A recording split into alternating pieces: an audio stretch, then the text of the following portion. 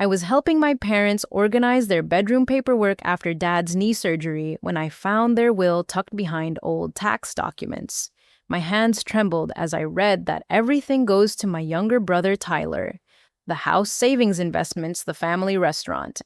After 3 years of covering their medical bills, property taxes, and daily expenses while Tyler chases his art dreams in California, they plan to leave me nothing. 27 years old, drowning in student loans from nursing school, and this is how they repay my loyalty. My heart pounded as I dialed Tyler's number, still clutching the legal document that felt like a knife through my chest. The video call connected, showing his pristine art studio apartment with floor-to-ceiling windows overlooking downtown Los Angeles.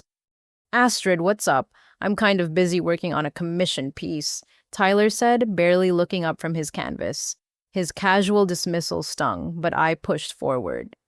Tyler, we need to talk about Mom and Dad's will. I held up the document, watching his face carefully. His expression didn't change. No surprise, no confusion, just a slight smirk that made my blood run cold. Oh, you found that? Yeah, they told me about it last Christmas when I was home. He finally looked directly at the camera, his green eyes holding zero guilt or concern. You've known for 8 months, while I've been sending them $800 every month for their bills. My voice cracked with disbelief. Tyler shrugged, wiping paint from his hands with an expensive-looking cloth. Look, Astrid, that's just what daughters do. You take care of the parents. Sons carry on the family legacy, the family name. It makes perfect sense. I stared at him through the screen, this person I'd grown up with, played with, protected from bullies in elementary school. $800 a month, Tyler. That's almost $10,000 a year, while you're living in that fancy apartment doing whatever this is. This is my art studio, and these commissions pay really well.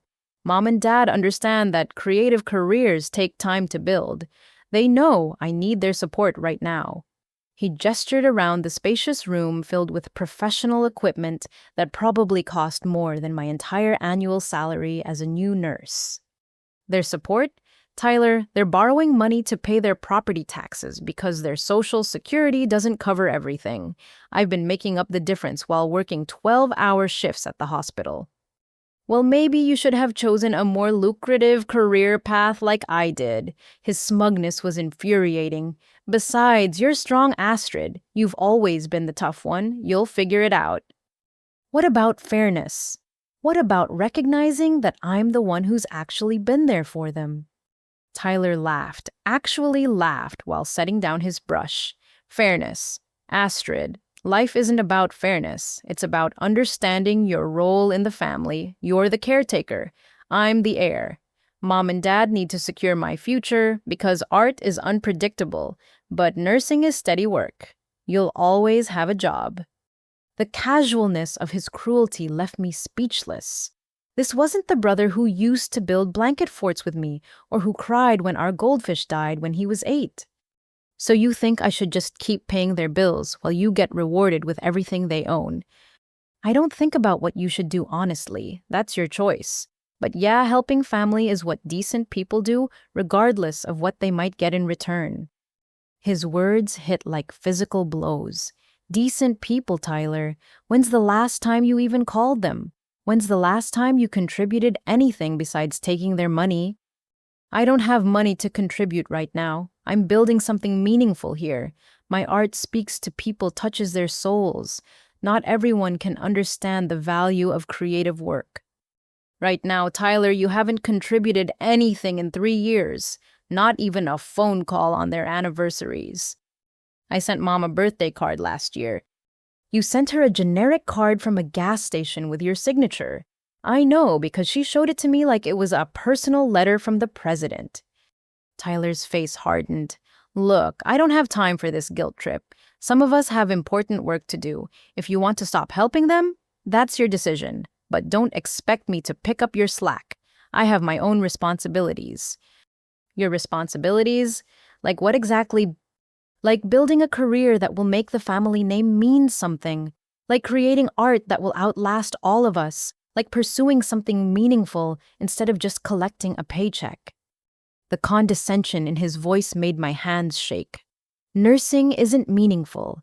Helping sick people recover isn't valuable.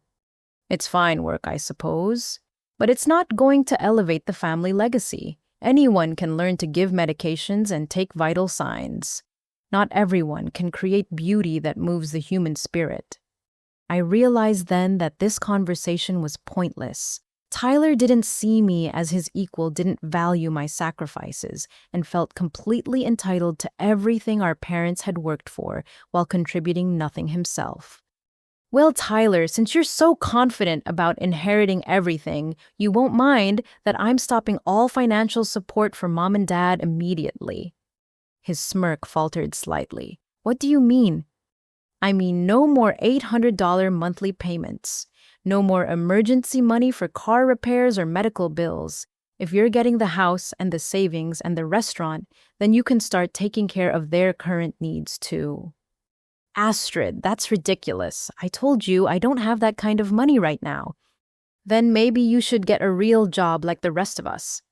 Tyler's face flushed red. A real job. My art is more real than anything you'll ever do. You're just jealous because you're stuck in some dead-end career while I'm creating something eternal. Eternal, Tyler. You live in a fantasy world. Our parents are struggling financially right now today in the real world. Your eternal art isn't paying their mortgage. That's not my problem. I didn't ask them to have financial difficulties. The coldness in his voice was the final straw. This person had become someone I didn't recognize, someone completely selfish and detached from reality. You're right, Tyler. It's not your problem. It's mine, or it was mine. But since you're inheriting everything, all their problems become your problems now. Good luck with that. I ended the call before he could respond, my hands trembling with rage and hurt. The brother I'd loved and protected had become a stranger who saw me as nothing more than a convenient source of money for parents who would ultimately give him everything. The next morning, I drove to my parents' modest ranch house with the will in my purse and a heart full of dread. Mom was watering her garden when I pulled into the driveway, her gray hair pulled back in the same style she'd worn for 20 years. Dad was reading his newspaper on the front porch, his leg elevated on a footstool following his recent surgery. Sweetheart, you're here early. Mom called, setting down her watering can. Did you bring those receipts for the medical expenses? We need to talk, I said, walking up the front steps past Dad, who looked up from his paper with curiosity. Inside their familiar living room, surrounded by family photos that suddenly felt like evidence of a lie, I pulled out the will and set it on the coffee table between us. I found this yesterday while helping organize Dad's paperwork. Mom's face went pale as she recognized the document. Dad folded his newspaper slowly, his expression shifting from confusion to defensiveness. Astrid, that's private family business, Mom said, her voice taking on a sharp edge I'd rarely heard. Be it private, Mom. I've been supporting you financially for 3 years. Don't you think I had a right to know that I'm getting nothing for all that sacrifice? Dad leaned forward in his recliner, wincing slightly from his knee. Now hold on, young lady. Nobody asked you to help with our bills. You offered, and we accepted gratefully, but we never promised you anything in return. The casual dismissal of my contributions felt like a slap. I offered because I thought we were a family. I thought family members helped each other and that you valued what I was doing. We do value it, Mom said, sitting down across from me on the couch. But Astrid, honey, Tyler needs this inheritance more than you do. He's always been more sensitive, more fragile. His artistic career is so uncertain. Oh, fragile, Mom. He's 25 years old, and I'm drowning in student loan debt from nursing school. How is that less deserving than his art hobby? It's not a hobby, Dad interrupted, his voice rising. Tyler is building something important. Art matters. Culture matters. He's trying to make a meaningful contribution to the world. And nursing isn't meaningful. Taking care of sick people isn't important. Mom reached across the coffee table as if to take my hand, but I pulled back. Of course, your work is important, sweetheart, but you've always been so strong, so independent. You'll be fine no matter what happens. Tyler needs more support because he's pursuing something less stable. Less stable because he refuses to get a real job. I said, my voice getting louder despite my efforts to stay calm. Mom, he's been living off your money for years while I work 12-hour shifts to help pay your bills. He's not living off our money, Dad said defensively. We're investing in his future. There's a difference. Investing, Dad. What exactly has he produced with all this investment? Where are the paintings he's sold? Where are the gallery showings? Mom and Dad exchanged glances, and I could see uncertainty flicker across their faces before Dad's jaw set stubbornly. Success in the arts takes time. You can't expect immediate results like you get in nursing. Tyler is building something that will last, something that will honor our family name long after we're gone. And what about honoring the family member who's actually been here, actually helping, actually sacrificing for you? Astrid, you're being selfish, Mom said, her voice becoming cold in a way that shocked me.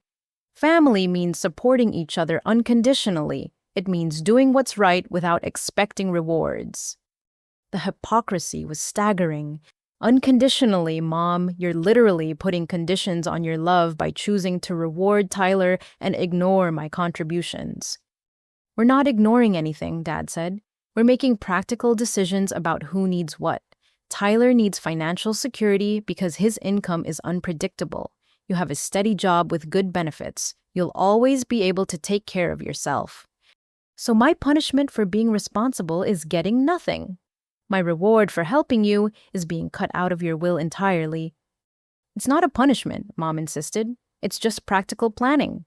Tyler will carry on the family traditions, the family business. Sons do that. Daughters get married and take other names, start other families.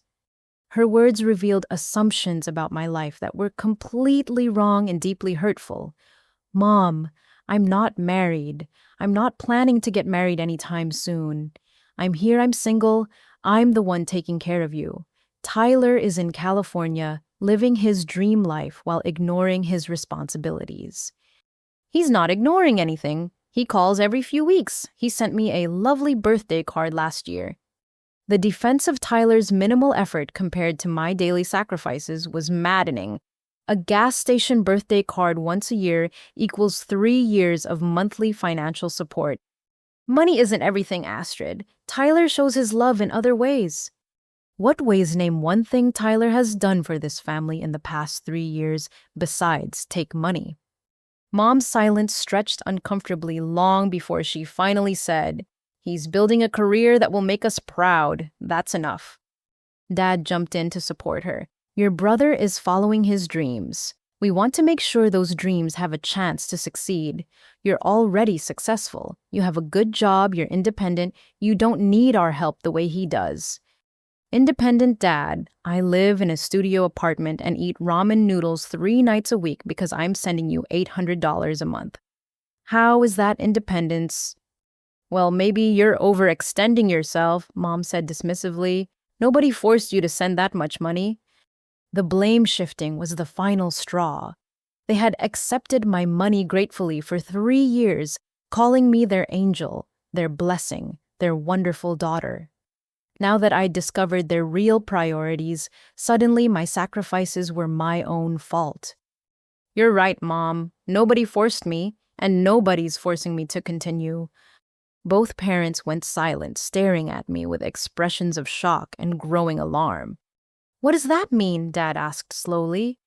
It means no more monthly payments, no more emergency money, no more financial support from me. If Tyler is inheriting everything, then Tyler can start taking care of your current needs.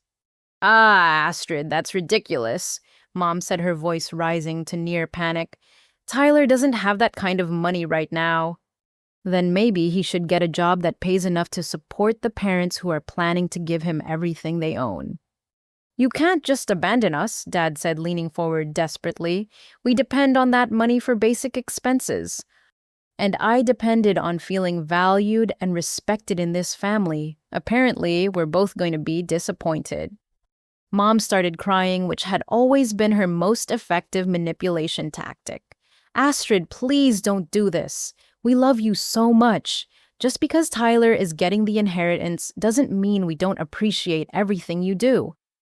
Then change the will. We can't do that, Dad said immediately. Tyler is counting on this inheritance. It wouldn't be fair to him to change it now. But it's fair to me to keep paying your bills while getting nothing. That's different. You're choosing to help. Nobody's making you. The circular logic was impossible to penetrate. In their minds, Tyler deserved everything because he was male artistic and irresponsible, while I deserved nothing because I was female practical and dependable. Well, I'm choosing differently now. Good luck explaining to Tyler that his inheritance comes with current responsibilities. I stood up to leave, and both parents began talking at once, their voices overlapping in desperate attempts to make me change my mind, without actually changing anything themselves. Astrid, please just think about this, Mom pleaded. Family means more than money, Dad added.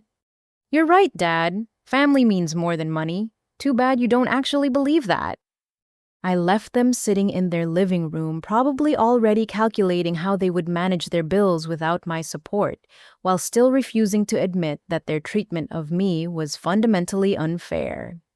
2 weeks after I stopped sending money, the phone calls started. The first came on a Tuesday morning while I was getting ready for my shift at the hospital. Mom's voice was strained and panicky in a way I'd never heard before. Astrid, honey, we have a problem. The electric company is threatening to shut off our power. They want $437 immediately, or they'll disconnect us tomorrow. I continued getting dressed, fighting the urge to immediately offer help, like I'd done countless times before. That sounds serious, Mom. What's your plan?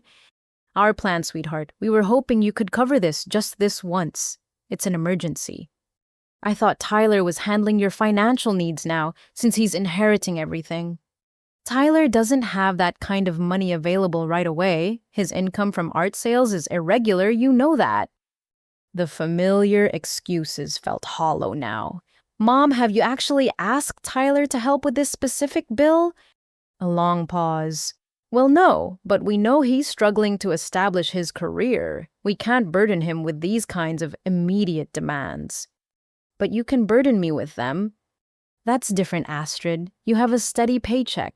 Tyler's situation is more complicated. I finished braiding my hair and grabbed my car keys. Mom, Tyler's situation is only complicated because you enable it. He's 25 years old with no financial responsibilities because you've never given him any. That's not fair, honey. Tyler is pursuing something meaningful with his art. And I'm pursuing something meaningless with nursing, Mom. Yesterday, I helped save a man's life after his heart attack. Last week, I comforted a mother whose child was in intensive care. How is that less meaningful than Tyler's paintings that, apparently, no one wants to buy? Mom's voice became tearful. You know that's not what I meant. Your work is important, too. Important enough to inherit equally. Silence. I have to go to work, Mom. Good luck with the electric bill. The second call came 3 days later from Dad, his voice tight with stress. Astrid, we need to talk about this credit card situation. They're demanding minimum payments we just can't make. How much are we talking about, Dad? Well, between the 3 cards, it's about $600 a month in minimum payments. 3 credit cards, Dad. What did you charge on those cards? Another uncomfortable pause. Just normal expenses. Groceries, gas, some household items we needed. Household items like what? Well, your mother wanted to redecorate the guest bedroom for when Tyler visits, and we bought him some new art supplies for Christmas. High-quality brushes and paints that he specifically requested. I pulled over to the side of the road, needing to focus completely on this conversation. You went into debt buying Tyler expensive art supplies while I was paying your basic bills. They weren't that expensive, maybe $800 total for really good professional equipment.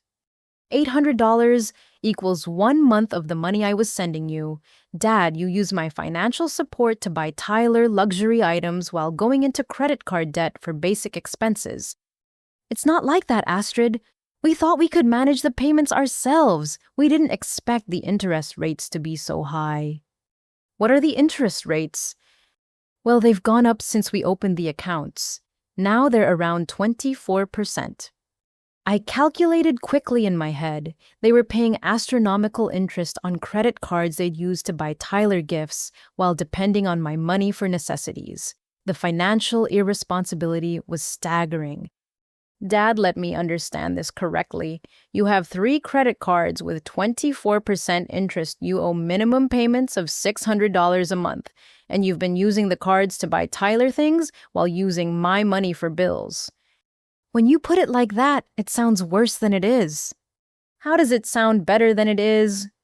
Dad's voice became defensive. We're not financial experts, Astrid. We did our best to manage things. Sometimes you have to use credit cards for unexpected expenses. Tyler's art supplies were unexpected expenses. He needed them for important commissioned work. We couldn't let that opportunity pass by. But you can let your electricity get shut off. That's why we called you. We knew you'd understand the emergency. The conversations continued for the next week. Property taxes were overdue. The homeowner's insurance had lapsed. The car registration couldn't be renewed without paying accumulated late fees. But the most shocking discovery came when Dad accidentally let slip that they'd been eating at expensive restaurants twice a week for the past month. We've been under so much stress, Mom explained when I confronted her. Going to Romano's Italian kitchen helped us feel better about everything. It's only $40 or $50 each time. Mom, you're telling me the electric company is threatening disconnection, but you're spending $100 a week at Romano's. Food is a necessity, Astrid. We have to eat. Grocery stores exist, Mom. You can eat without spending $50 on veal parmesan. Well, we're too stressed to cook much these days. And your father's knee makes it hard for him to stand at the stove for long periods. Every excuse revealed deeper layers of financial dysfunction. They had been living completely beyond their means, using my monthly contributions as a foundation that allowed them to maintain an unsustainable lifestyle. Without my $800, their entire financial structure was collapsing. But instead of adjusting their spending or asking Tyler to contribute, they expected me to resume payments while they continued their irresponsible habits. The wake-up call came during a conversation with Mom about their mortgage payment. The bank called yesterday. She said, her voice small and frightened. They said if we don't make this month's payment plus late fees, they'll start foreclosure proceedings. How much is the payment? $1,400 plus $200 in late fees. Mom, that's exactly twice what I was sending you monthly. Where was that money going, if not to the mortgage? A very long silence. Then quietly, we thought we could catch up gradually. We've been using the money for more immediate needs.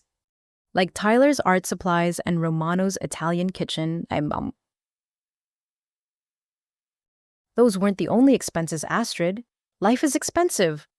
Life is expensive because you're making it expensive. Mom, you and Dad are spending like people who have unlimited income, but you're living on Social Security and depending on your daughter's charity to make up the difference. It's not charity when family helps family. It's charity when it's a one-way relationship where I give everything and get nothing, not even honesty about how you're spending the money. That conversation ended with Mom crying and hanging up on me, but it crystallized the reality of their situation. They weren't struggling despite my help. They were struggling because they'd built a lifestyle that required my help and additional credit card debt to maintain. And through it all, Tyler remained in California, completely insulated from the financial chaos his inheritance had created. The extended family intervention started with a call from Aunt Patricia, Dad's older sister, who had always prided herself on being the family's moral authority. Her voice carried that particular tone of righteous disappointment that she'd perfected during decades of church leadership. Astrid, dear, I'm calling because your parents are beside themselves with worry. They told me you've decided to stop helping them financially, and frankly, I'm shocked. I was folding laundry in my tiny studio apartment when the call came trying to enjoy my first weekend off in 3 weeks. Hi, Aunt Patricia. Did they tell you why I stopped helping? They mentioned something about a disagreement over their will, but honestly, sweetheart, that shouldn't matter. Family takes care of family, regardless of what might happen in the future. The immediate assumption that I was wrong without knowing the facts was exactly what I had expected from Patricia, who had always favored Tyler during family gatherings. Did they mention that they're leaving everything to Tyler while I've been supporting them for 3 years? Well, yes, but traditional families have always passed inheritance through the male line. That's just how things are done. It doesn't mean they don't appreciate what you've done. Appreciate Aunt Patricia. I've given them almost $24,000 over 3 years. Tyler has given them nothing except taking even more money for his art supplies. Tyler is building a career, dear. Young men need time to establish themselves. You have a steady nursing job with good benefits. You'll always be fine. The dismissal of my financial struggles in favor of Tyler's comfort was maddening. I'm 27 years old with $60,000 in student loan debt. How is that being fine? Student loans are normal for young people. You'll pay them off eventually, but Tyler's artistic career might not get another chance to flourish if he doesn't have family support now. Whoa, what artistic career, Aunt Patricia? What has Tyler actually achieved in 3 years of family support? A pause that lasted long enough to be telling. Well, these things take time. Art isn't like nursing where you can just get a job immediately after school. Tyler didn't go to art school. He decided to be an artist after dropping out of community college. There's no degree, no formal training, no credentials. Some of the greatest artists in history were self-taught. Tyler has natural talent. Have you seen any of Tyler's work? Another pause. Your parents have described it to me. They're very proud of his progress. It became clear that Patricia, like the rest of the family, was operating on second-hand information and assumptions rather than facts. She had no idea what Tyler actually did with his time or money, but she was completely confident that his needs superseded mine. The next call came from Uncle James' mom's brother, who took a more aggressive approach. Astrid, what's this nonsense about abandoning your parents? That's not how we raised kids in this family. Uncle James, did anyone explain the actual situation to you? I don't need explanations. Your parents need help. You have the ability to help. End of story. Everything else is just selfishness. So if Tyler inherits their house, their savings, and their business, but I continue paying their bills, how is that fair? Life isn't about fair, kiddo. It's about responsibility. Your parents took care of you for 18 years without asking for payback. Now they need help, and you're playing games over money. Games. Uncle James and I work 12-hour shifts taking care of sick people, then send my parents $800 a month while Tyler lives in an expensive apartment in Los Angeles doing whatever he wants. How is expecting equal treatment playing games? Because that's not your decision to make.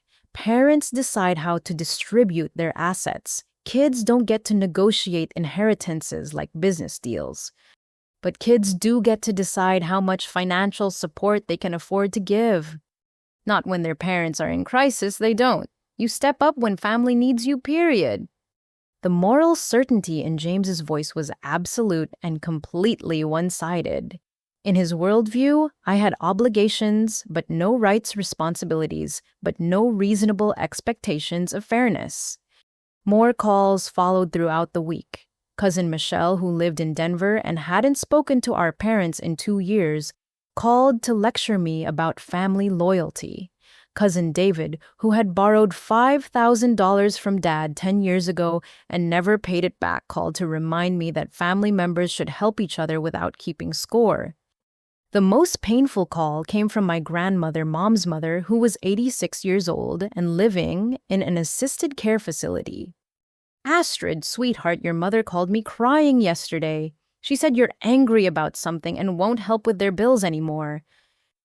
Grandma Rose's voice was frail, but still carried the authority that had kept our extended family in line for decades. Disappointing her felt like betraying everything I'd been taught about respect and family loyalty. Grandma, did Mom explain why I'm upset? She mentioned something about the will, but honey, inheritance matters shouldn't affect how we treat our parents while they're alive. Your grandfather and I gave everything to your uncle when we retired, but I still expected all my children to help when we needed it. Everything went to Uncle James. Of course, dear, the oldest son inherits the family assets. That's how it's always been done, but that didn't stop your mother from driving me to doctor appointments or helping with groceries when I needed it. The generational expectations were becoming clear. In their minds, inheritance followed traditional gender patterns, but support obligations were universal and unconditional. Sons inherited, daughters served, and questioning this arrangement was selfish and disrespectful. Grandma Tyler hasn't helped them at all. He doesn't call, he doesn't visit, he just takes their money and expects me to handle everything else. Tyler is young and trying to build something with his art. Young men need encouragement and support to find their way. You're more mature and responsible, so naturally, more is expected of you.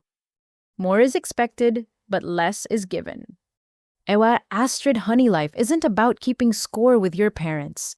They gave you life, education, love, and support for years without asking for anything in return. Now they need help and you're worried about fairness. That's not the granddaughter I raised. The guilt was overwhelming. Grandma Rose had been my refuge during childhood difficulties, my source of unconditional love and wisdom. Disappointing her felt like losing part of my foundation. But then something she said triggered a memory that changed everything. Grandma, you said Grandpa gave everything to Uncle James. What about the farm that you and Grandpa owned together? What happened to your half? A long silence. Then quietly, well, that was different, dear. The farm was family land that needed to stay in the family name. But what about your rights to property you helped build? Women didn't worry about those kinds of things back then. We trusted our husbands and sons to make good decisions for everyone. Did Uncle James make good decisions? Did he take care of you and Mom when you needed help? Another uncomfortable silence. Your Uncle James has his own family to worry about. We managed fine without burdening him. Suddenly, the family history looked different. Grandma Rose had spent her final years in assisted care not because it was her choice, but because Uncle James, who inherited everything, claimed he couldn't afford to help her stay in her own home. Mom drove 6 hours each way to visit, because James lived 20 minutes away but rarely showed up. The pattern was crystal clear. Women gave everything and got nothing. Men inherited everything and gave nothing, and somehow this was considered natural and right by everyone involved. But as the pressure calls continued, something unexpected happened. A few family members started asking questions about the details instead of just accepting Mom and Dad's version of events. Cousin Sarah, who was about my age and worked as an accountant, called with a different tone entirely. Astrid, I've been hearing different versions of this story from different people. Can you tell me exactly what's in your parents' will and how much you've been contributing? When I explained the full situation, including the amounts and timelines, Sarah was quiet for a long moment. So you've given them almost $24,000 over 3 years, and they're leaving everything to Tyler, who hasn't contributed anything. That's correct. And the family is pressuring you to continue paying their bills, while Tyler gets rewarded with the inheritance. Essentially, yes. Astrid, I hate to say this about family, but that's completely insane. Nobody should be expected to financially support people who are planning to cut them out of any future benefits. Sarah's support felt like finding an oasis in a desert. Finally, someone was applying basic logic and fairness to the situation instead of just accepting traditional gender expectations. Do other people know these details?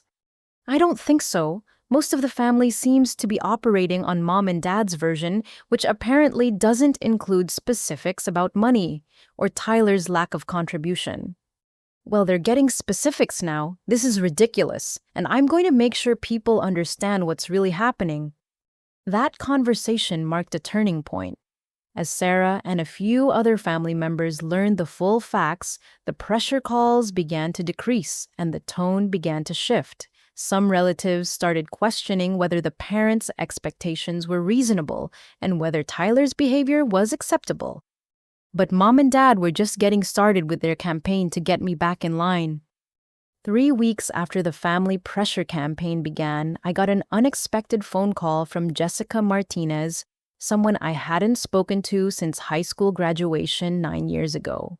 We'd been friends but lost touch when she moved to Los Angeles for college, the same city where Tyler now lived. Astrid, this is going to sound really strange, but I think I know your brother Tyler. Does he go by Tyler Hoffman and claim to be an artist? My stomach dropped. Jessica's tone carried a warning that made me sit down before answering. Yes, that's my brother. How do you know him? I've seen him around some places here in LA, and I think there's something you should know about his lifestyle. Are your parents sending him money for art supplies and living expenses? They have been, yes. Why do you ask? Jessica took a deep breath before continuing. Astrid, I work as a cocktail server at the Bicycle Casino in Bell Gardens. Tyler is there at least 3 nights a week playing poker and blackjack. Last weekend alone, I watched him lose over $2,000 in one evening. The room seemed to tilt around me. Are you certain it was Tyler? Maybe it was someone who looks like him. I'm positive. He uses a credit card with his full name on it, and he's talked to other players about his family back in the Midwest. Plus, he has that same laugh you guys both had when something struck you as really funny.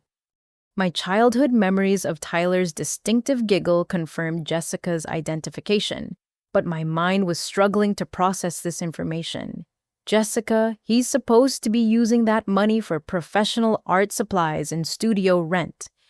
Astrid, I don't think Tyler owns any art supplies. The few times I've heard him talking to people, he mentions being between projects or waiting for inspiration, but never anything specific about current work.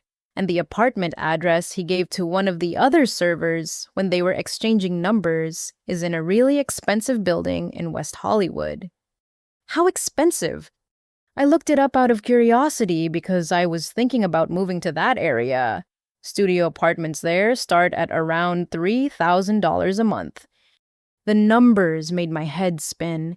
Mom and Dad were sending Tyler at least $1,500 monthly, sometimes more, for special equipment needs, while also struggling to pay their own basic bills. If Tyler's rent alone was $3,000, he needed additional income sources beyond their support. Jessica, how much money does Tyler typically gamble with when you see him? It varies, but usually he starts with $500 to $1,000 in chips. Sometimes he wins and stays longer. Sometimes he loses quickly and leaves angry, but I've never seen him bet small amounts like someone who's on a tight budget. Has he ever mentioned having gambling debts or owing money to anyone? Jessica hesitated before answering. Actually, yes. About 2 weeks ago, he was talking to another regular customer about being in a tight spot with some private lenders. He said something about needing to hit a big win soon or he'd have serious problems. The conversation with Jessica lasted another 20 minutes as she provided more details about Tyler's gambling habits, his expensive lifestyle, and his obvious financial stress, despite the money our parents regularly sent him.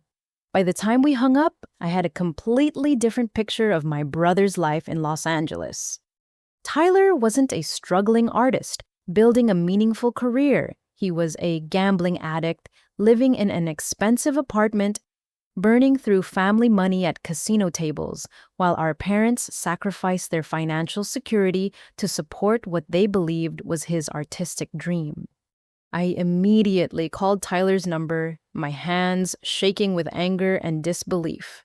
When he answered, I could hear background noise that sounded like traffic and multiple conversations. Tyler, where are you right now? I'm out having dinner with some friends. Why you sound upset about something? Dinner at a casino. The background noise stopped abruptly as if Tyler had moved to a quieter location. What are you talking about? I talked to someone who's seen you gambling regularly in Los Angeles, someone who works at the bicycle casino and recognizes you as a frequent customer. A long silence. Then Tyler's voice, much quieter and more defensive. I don't know what you're talking about or who you've been talking to, but you're getting bad information. Tyler, stop lying. I have detailed information about your gambling habits, your expensive apartment, and your debts to private lenders. Mom and Dad are sending you money for art supplies while you're blowing it at poker tables. Astrid, you're being ridiculous. Some stranger calls you with gossip and you immediately believe them over your own brother. It's not some stranger. It's someone who knew us both in high school and recognized you specifically. She's watched you lose thousands of dollars in single evenings. Tyler's breathing became audible through the phone. Okay, look, maybe I occasionally play some poker for entertainment. That doesn't mean I have a gambling problem or that I'm using family money for it. Occasionally, Tyler, she sees you there 3 nights a week. She's exaggerating. People see what they want to see. And your $3,000 a month apartment. Where does that money come from, if not Mom and Dad? Another silence, longer this time. How do you know about my rent? I know about a lot of things now. Tyler, our parents are about to lose their house because they can't afford the mortgage, and you're living like a wealthy person while gambling away the money they send you. That's not true. I use the money they send for legitimate expenses. If I occasionally play some cards for relaxation, that's my business. Thousands of dollars in gambling losses is not relaxation, Tyler. It's addiction. Tyler's voice became angry and defensive. You don't know anything about my life or my situation. I'm doing fine, and I don't appreciate you spying on me or making accusations based on secondhand gossip.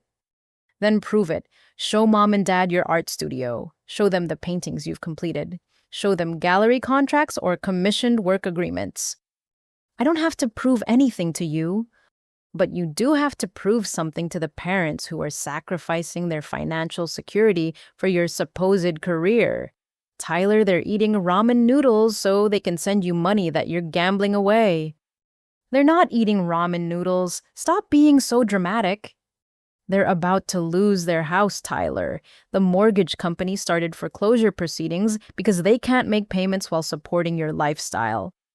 For the first time in the conversation, Tyler sounded genuinely surprised. Foreclosure? That's not possible. They own that house outright. No, Tyler, they don't. They remortgaged it years ago and now owe more than it's worth. The monthly payments are $1,400, which is almost exactly what I was sending them before I found out about the will. The silence stretched so long I thought the call had disconnected. Finally, Tyler spoke in a much smaller voice. I didn't know about any mortgage payments. Because you never ask about their actual situation. You just take their money and assume everything is fine. Astrid, I never asked them to send me money. They offered because they wanted to support my career. What career, Tyler? What have you actually produced in 3 years? I've been developing my style, exploring different mediums, networking with other artists. That's not a career. That's not even a hobby with results. Meanwhile, our parents are facing homelessness because they believed your lies about being a professional artist. Tyler's voice cracked slightly. They're not lies. I am an artist. Just because I haven't sold anything yet doesn't mean I'm not legitimate. You haven't sold anything in 3 years. Tyler, people who paint pictures on street corners sell more art than you do. Success takes time in the art world. You can't expect immediate commercial results. I can expect some results after 3 years and thousands of dollars in family investment. I can expect you to be honest about how you're spending the money. And I can expect you to take responsibility when your choices are destroying our parents' financial stability. The conversation continued for another 10 minutes with Tyler alternating between defensive anger, minimizing his gambling, and expressing genuine surprise about our parents' financial crisis. He seemed to have completely insulated himself from the consequences of his choices, living as if the money appeared magically without any cost to the people providing it. When I finally hung up, I realized that Tyler wasn't just selfish or entitled. He was living in a complete fantasy where his gambling addiction was entertainment, his lack of artistic production was normal development, and his parents' sacrifices were unlimited and consequence-free. But the most disturbing part was that our parents were enabling this fantasy by hiding their financial struggles from Tyler, while continuing to send him money they couldn't afford to lose. The certified letter arrived on a Tuesday morning while I was getting ready for work, addressed to my parents, but delivered to my apartment because I had listed myself as an emergency contact on some of their financial accounts. The return address read, First National Mortgage Services Legal Department. My hands trembled as I opened the envelope, though I suspected what I would find inside. The formal language was cold and bureaucratic, but the message was devastatingly clear. My parents had 30 days to bring their mortgage payments current or face foreclosure proceedings on their home of 25 years. The amount owed was staggering $4,200 in missed payments, plus $700 in late fees and legal costs. Nearly $5,000 to prevent the loss of everything my parents had worked to build. I drove straight to their house without calling ahead, finding Dad in the garage organizing tools while Mom tended to her flower garden. Their normal morning routine looked peaceful and domestic, giving no hint of the financial catastrophe bearing down on them. "We need to talk about this," I said, holding up the foreclosure notice as I walked into the garage. Dad's face went ashen when he saw the letter.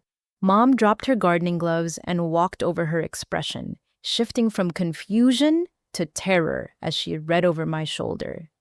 "Where did you get this?" Dad asked, his voice barely above a whisper. "It was delivered to my address because I'm listed as an emergency contact. Dad, you have 30 days before they start taking your house." Mom sank onto Dad's workbench, suddenly looking every one of her 63 years. "This can't be right. We've been making payments." "When was the last payment you made?" Dad and Mom exchanged glances before Dad answered reluctantly, "We might be a few months behind. Things have been tight since you stopped helping."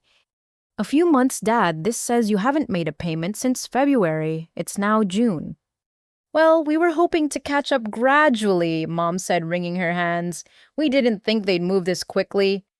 I pulled out my phone and started calculating. 4 months of missed payments at $1,400 each equals $5,600. Where did that money go if not to the mortgage? Another exchange of guilty looks before Dad cleared his throat uncomfortably. We had some unexpected expenses, medical bills from my knee surgery, car repairs, and we had to help Tyler with an emergency situation. "What kind of emergency?" Mom answered in a voice so quiet I could barely hear her. "He called in March, saying some of his art supplies had been stolen from his studio. He needed money to replace them quickly because he had a deadline for a commission piece." "How much money?" $2,000, Dad admitted, but he promised it was a one-time thing and that the commission would pay enough for him to start contributing to household expenses. I stared at them in disbelief. While facing foreclosure, they had sent Tyler $2,000 for supplies that were supposedly stolen to complete a commission that apparently didn't exist while skipping their own mortgage payments. Did Tyler ever mention completing that commission? Did he send you payment from the client? Both parents looked confused, as if the idea of following up on Tyler's promises had never occurred to them. "Well, no, but these artistic projects take time," Mom said defensively. "Tyler said the client wanted several revisions." "Mom, Tyler doesn't have clients. Tyler spends his time gambling at casinos. The stolen art supplies story was probably a lie to cover gambling debts." "That's a terrible thing to say about your brother," Dad said, but his voice lacked conviction. "It's a true thing to say about my brother, Dad. I have confirmation from multiple sources that Tyler is a regular gambler with debt problems. The money you sent him in March probably went straight to bookies or private lenders. Mom started crying, the kind of deep, hopeless sobs that indicated she was beginning to understand the full scope of their situation. What are we going to do? We can't lose this house. This is where we plan to spend our retirement. First, you need to call the mortgage company immediately and try to negotiate a payment plan. Sometimes they'll accept partial payments to stop foreclosure if you can demonstrate ability to catch up gradually. But we don't have ability to catch up, Dad said, his voice hollow. Our Social Security barely covers basic living expenses. Without your monthly help, we can't make the regular mortgage payments, let alone catch up on what we owe. Then you need to consider selling the house and moving somewhere more affordable. Both parents reacted, as if I'd suggested they burn down the neighborhood. Sell our home, Mom gasped. This is where you and Tyler grew up. This is where all our memories are.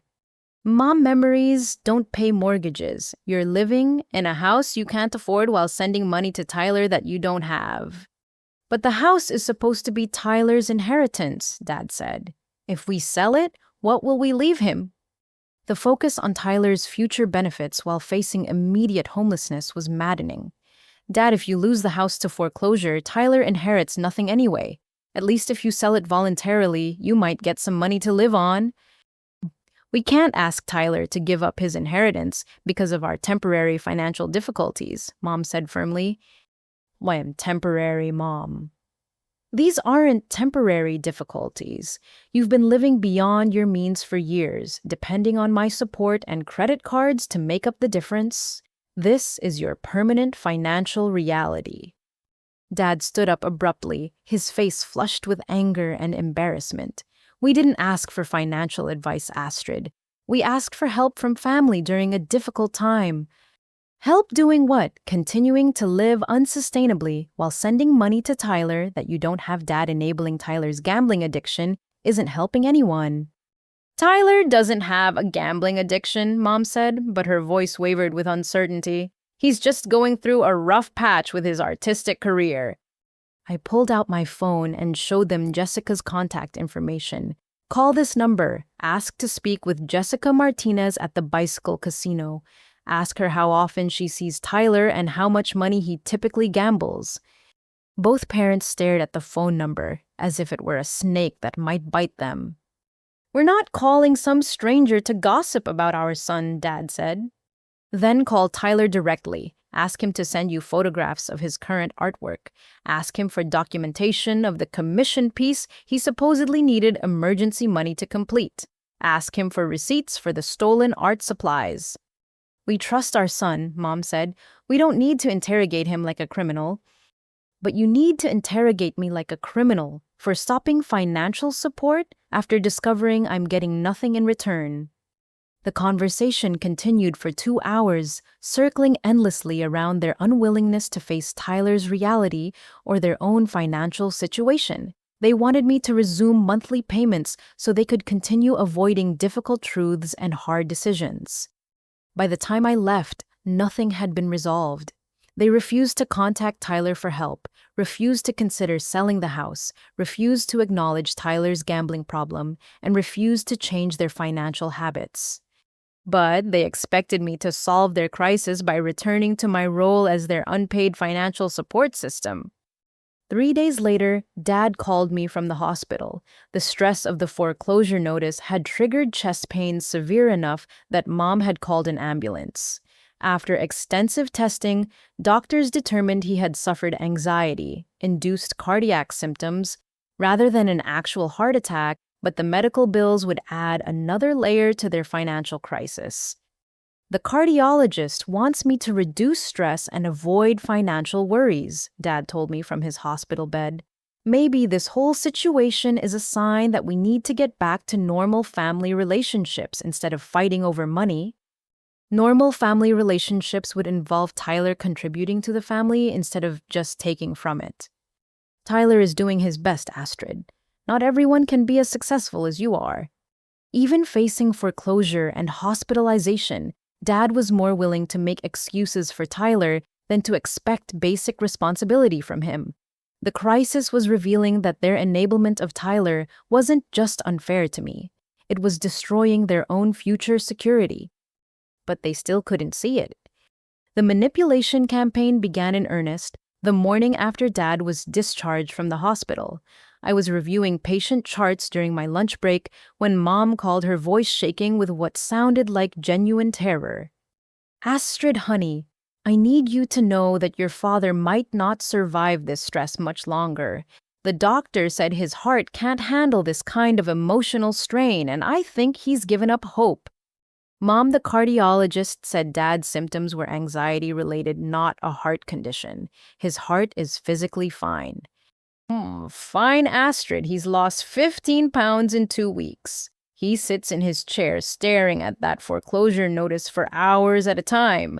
Yesterday, I found him crying in the garage, and your father never cries. The image of Dad crying alone in his workshop hit me harder than I expected. Despite everything, I loved my parents and hated knowing they were suffering. But I also knew that resuming financial support would only enable more dysfunction. Mom-Dad's stress would disappear immediately if you contacted Tyler and asked him to take financial responsibility for the parents who are planning to give him everything. We can't burden Tyler with our problems. He has his own struggles right now. His struggles are gambling addiction and lying to family. Your struggles are potential homelessness. There's a difference. Mom's voice became sharp with anger. How can you be so cold about your own father's health? Don't you care that this stress might kill him? Of course I care. That's why I want you to address the actual problem instead of expecting me to enable it indefinitely. The actual problem is that our daughter abandoned us when we needed her most. The blame shifting was breathtaking. Mom had rewritten the entire narrative so that Tyler was the victim who needed protection, while I was the villain causing Dad's health problems.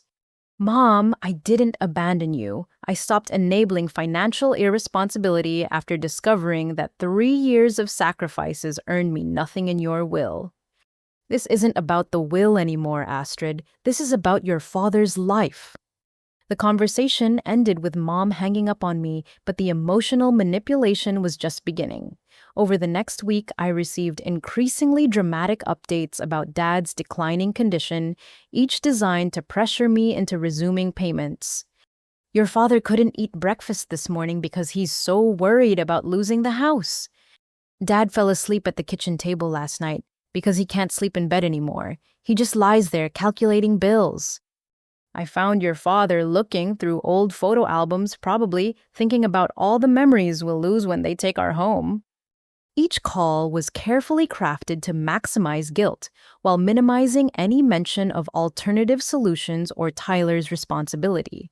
In Mom's version of events, Dad was dying of heartbreak caused by my selfishness, and only my financial rescue could save him.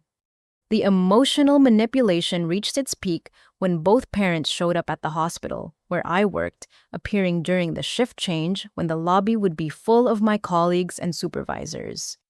Astrid, we need to talk, Dad said loudly as I walked through the main entrance after finishing a 12-hour shift. His voice carried across the lobby, immediately attracting attention from other nurses, doctors, and visitors. Dad, this isn't appropriate. I'm exhausted and need to go home. So, we're about to be homeless and you're worried about appropriate... Mom said, her voice rising to near shouting levels. Your father is having heart problems because our own daughter won't help us. Several of my coworkers stopped to stare, clearly uncomfortable with the family drama playing out in their workplace.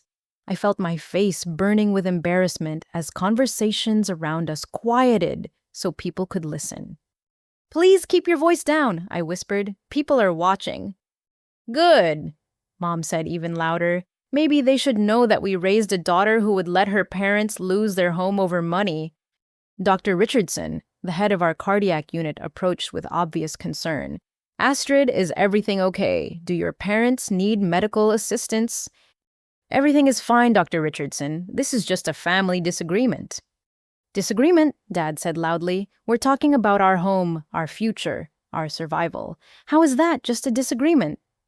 Mom turned to Dr. Richardson as if appealing to a judge. Doctor, we're about to lose our home because we can't afford the mortgage payments. Our daughter has been helping us, but she stopped because of some argument about inheritance. Meanwhile, my husband is having heart problems from the stress. Dr. Richardson looked at me with surprise and disappointment. In the medical field, family caregiving was considered both professionally and personally important. Mom's public statement made me look selfish and irresponsible to people whose respect mattered for my career. Mom, that's not the whole story, and you know it. What's the whole story? She demanded. You stopped helping when we needed you most. That's all anyone needs to know. The humiliation was overwhelming. My colleagues were witnessing my parents characterize me as heartless and irresponsible with no context about Tyler's behavior or the inheritance situation. The professional relationships I'd worked years to build were being damaged by a public manipulation designed to pressure me into compliance. Dr. Richardson, I'm sorry about this disruption. My parents are going through financial difficulties, but this isn't the appropriate place to discuss family matters. Of course not, he agreed, but his expression suggested concern about my judgment and family situation. After my parents left, several colleagues approached with awkward offers of help or questions about my family situation. The damage to my professional reputation was exactly what Mom had intended when she chose to confront me publicly rather than privately. But the manipulation didn't stop there. Over the next few days, Mom called my supervisor, claiming that I was experiencing family stress that might affect my performance at work. She called my landlord, suggesting that I might have financial problems that could impact my ability to pay rent. She even called my student loan company, asking questions about my payment status. Each intrusion into my life was presented as loving concern, but the obvious goal was to create enough pressure and consequences that I would surrender and resume financial support. The breaking point came when Mom called my ex-boyfriend Derek, whom I hadn't spoken to in over a year, to tell him that I was going through a difficult time and might need emotional support from friends. Derek called me that evening, confused and concerned. Astrid, your mom called me saying you're having some kind of breakdown over family money issues. She thought I should reach out because she's worried about your mental health. Derek, I'm not having a breakdown. My parents are trying to manipulate me into giving them money by making my life as uncomfortable as possible. She said you stopped helping them with their mortgage and now your dad is having heart problems from stress. Did she mention that they're leaving everything to my brother while expecting me to pay their bills? Did she mention that my brother is a gambling addict who's been lying about his career for years? Derek was quiet for a moment. No, she didn't mention any of that. She just said you were being stubborn about money during a family crisis. The conversation with Derek clarified the scope of Mom's campaign. She was systematically contacting people in my life to spread a one-sided version of events designed to isolate me and pressure me into submission. But instead of breaking my resolve, the manipulation attempts strengthened my determination to maintain boundaries. If my parents were willing to damage my professional reputation and personal relationships to get money, then they were demonstrating exactly why financial support without accountability was enabling destructive behavior. Their willingness to lie and manipulate proved that this wasn't really about emergency assistance. It was about control and their unwillingness to face reality about Tyler or themselves. The discovery happened purely by accident while I was helping my coworker Janet review some credit report discrepancies she'd found after applying for a car loan. As I showed her how to access her full credit history online, I realized I should probably check my own report to make sure the student loan companies had my information correct. What I found made my blood run cold. Listed among my accounts was a personal loan from Mountain West Credit Union for $23,000, opened 4 months earlier with monthly payments of $487. According to the report, the loan was current with no missed payments. I had never applied for this loan. I had never heard of Mountain West Credit Union, and I definitely wasn't making monthly payments on a debt I knew nothing about. My hands shook as I called the credit union's customer service line, providing my social security number and requesting information about the loan. The representative confirmed that the loan existed, had been approved based on my credit score and employment verification, and that payments were being made automatically from a checking account I didn't recognize. Ma'am, I show that the loan application was submitted online with all required documentation, including proof of income and bank statements. The electronic signature matches our records, and the contact information provided was verified during the application process. What contact information? I show a phone number ending in 4792 and an address on Maple Street. My parents' phone number and address. Can you tell me what name is associated with the checking account that's making the payments? The account holder is listed as Robert Hoffman with Martha Hoffman as a joint account holder. My parents had somehow taken out a $23,000 loan using my name, social security number, and credit rating, then used their own bank account to make payments. The monthly payment amount was suspiciously close to the $800 I had been sending them, suggesting they had used my money to cover the loan payments on the debt they had fraudulently obtained in my name. I need to report this as identity theft, I told the representative. I never applied for this loan or authorized anyone to use my personal information for borrowing.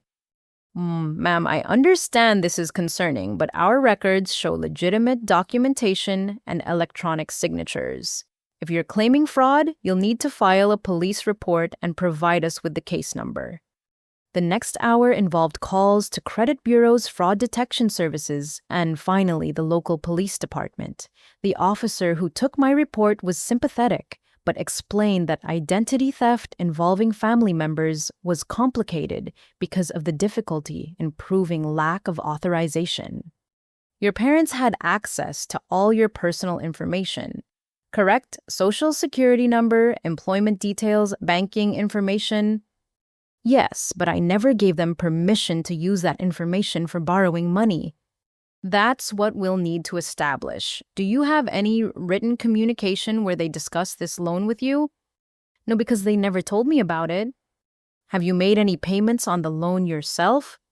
No, they've been making payments from their account, probably using money I was sending them for household expenses. The officer explained that I would need to gather documentation proving I had no knowledge of the loan and had never authorized my parents to act on my behalf financially. The investigation could take months, and prosecution would depend on proving intentional fraud rather than misunderstanding about family financial arrangements.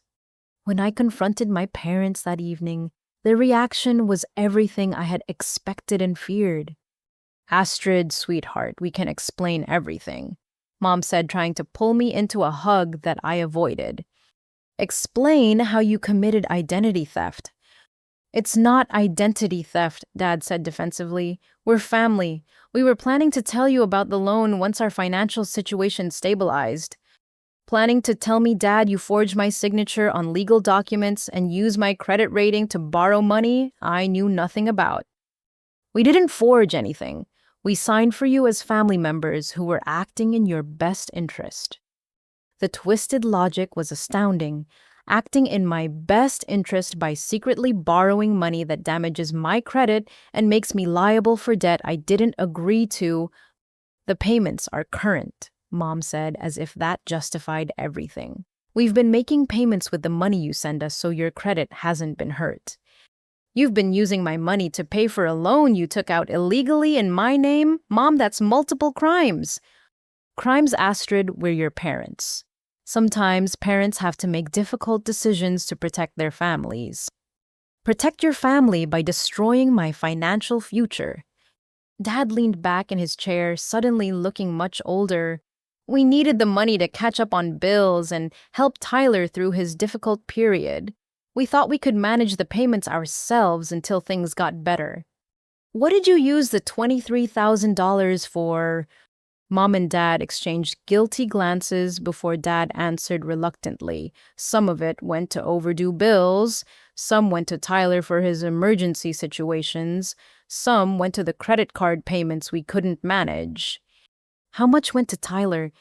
Maybe $8,000 or $9,000, but that was for legitimate artistic expenses and some emergency travel costs when his girlfriend left him. I calculated quickly. Nearly 40% of the fraudulent loan had gone directly to supporting Tyler's lifestyle, while my parents struggled with basic bills and ultimately faced foreclosure anyway. So you destroyed my credit to send Tyler almost $9,000 that he probably gambled away, and you still couldn't keep up with your own mortgage payments. We thought Tyler's career would take off and he'd be able to help us pay everything back quickly, Mom said weakly. Tyler doesn't have a career, Mom. Tyler has a gambling addiction funded by family money. That's not true. Tyler is working on several important projects. Then why does he need emergency money every few months? Why hasn't he ever sent you any income from his supposed art sales? Neither parent had answers for those questions because they had never asked Tyler for documentation or proof of his claims. They had simply continued sending money based on his stories while hiding their own financial desperation. Astrid, please don't file charges against us, Mom begged. If we get arrested for this, it will destroy our family forever. You destroyed our family when you decided Tyler's comfort was more important than my rights or your own financial security. Can't we just work this out privately? We'll take responsibility for the loan payments and you don't have to worry about it affecting your credit. Mom, you can't afford your mortgage payments. How are you going to afford a $23,000 loan plus interest? We'll figure something out. Maybe Tyler can start contributing once his current projects start paying. The delusional optimism was heartbreaking and infuriating. Even facing potential criminal charges, they were still planning to depend on Tyler's imaginary income rather than confronting his actual behavior. But the fraudulent loan was just the beginning of what I was about to discover about Tyler's impact on our family's finances. The phone call came at 6:30 in the morning on a Saturday, waking me from the first peaceful sleep I'd had in weeks. The voice on the other end was gravelly and unfamiliar with an edge that immediately put me on high alert. This is Marcus Webb calling for Tyler Hoffman. Our records show this number as an emergency contact. Tyler doesn't live here. He lives in California. Yeah, we know where he lives, but Tyler seems to have disappeared and he owes our company a significant amount of money. We need to locate him immediately. What company? Pacific Coast Financial Services. We provide short-term lending solutions for people with immediate cash needs. The euphemism didn't hide what he was really saying. Tyler had borrowed money from loan sharks and now they were looking for him. I don't have any information about Tyler's finances or whereabouts beyond the fact that he lives somewhere in Los Angeles. Ma'am, Tyler signed documents listing family members as emergency contacts and potential collateral sources. Your parents' home address is included in our files. My stomach dropped. Collateral sources. What does that mean? It means Tyler provided information about family assets that could be used to secure his debt obligations if he couldn't meet payment schedules. Are you saying Tyler used our parents' house as collateral for loans without their knowledge? I'm saying Tyler provided detailed information about family property and income sources when he applied for credit facilities with our company. Whether your family knew about it is between you and Tyler. The conversation lasted another 10 minutes, during which Marcus Webb made it clear that Pacific Coast Financial Services was not a traditional bank. They charged extremely high interest rates, required payment according to non-negotiable schedules, and had creative methods for collecting from borrowers who failed to meet their obligations. How much does Tyler owe you? His current balance, including fees and penalties, is $37,400. The payment was due yesterday, and we haven't been able to reach him for 3 days. $37,000. How is that possible? Your brother started with a smaller loan 6 months ago, but he's been rolling over the balance and taking additional advances to cover payments. That's how these things escalate quickly.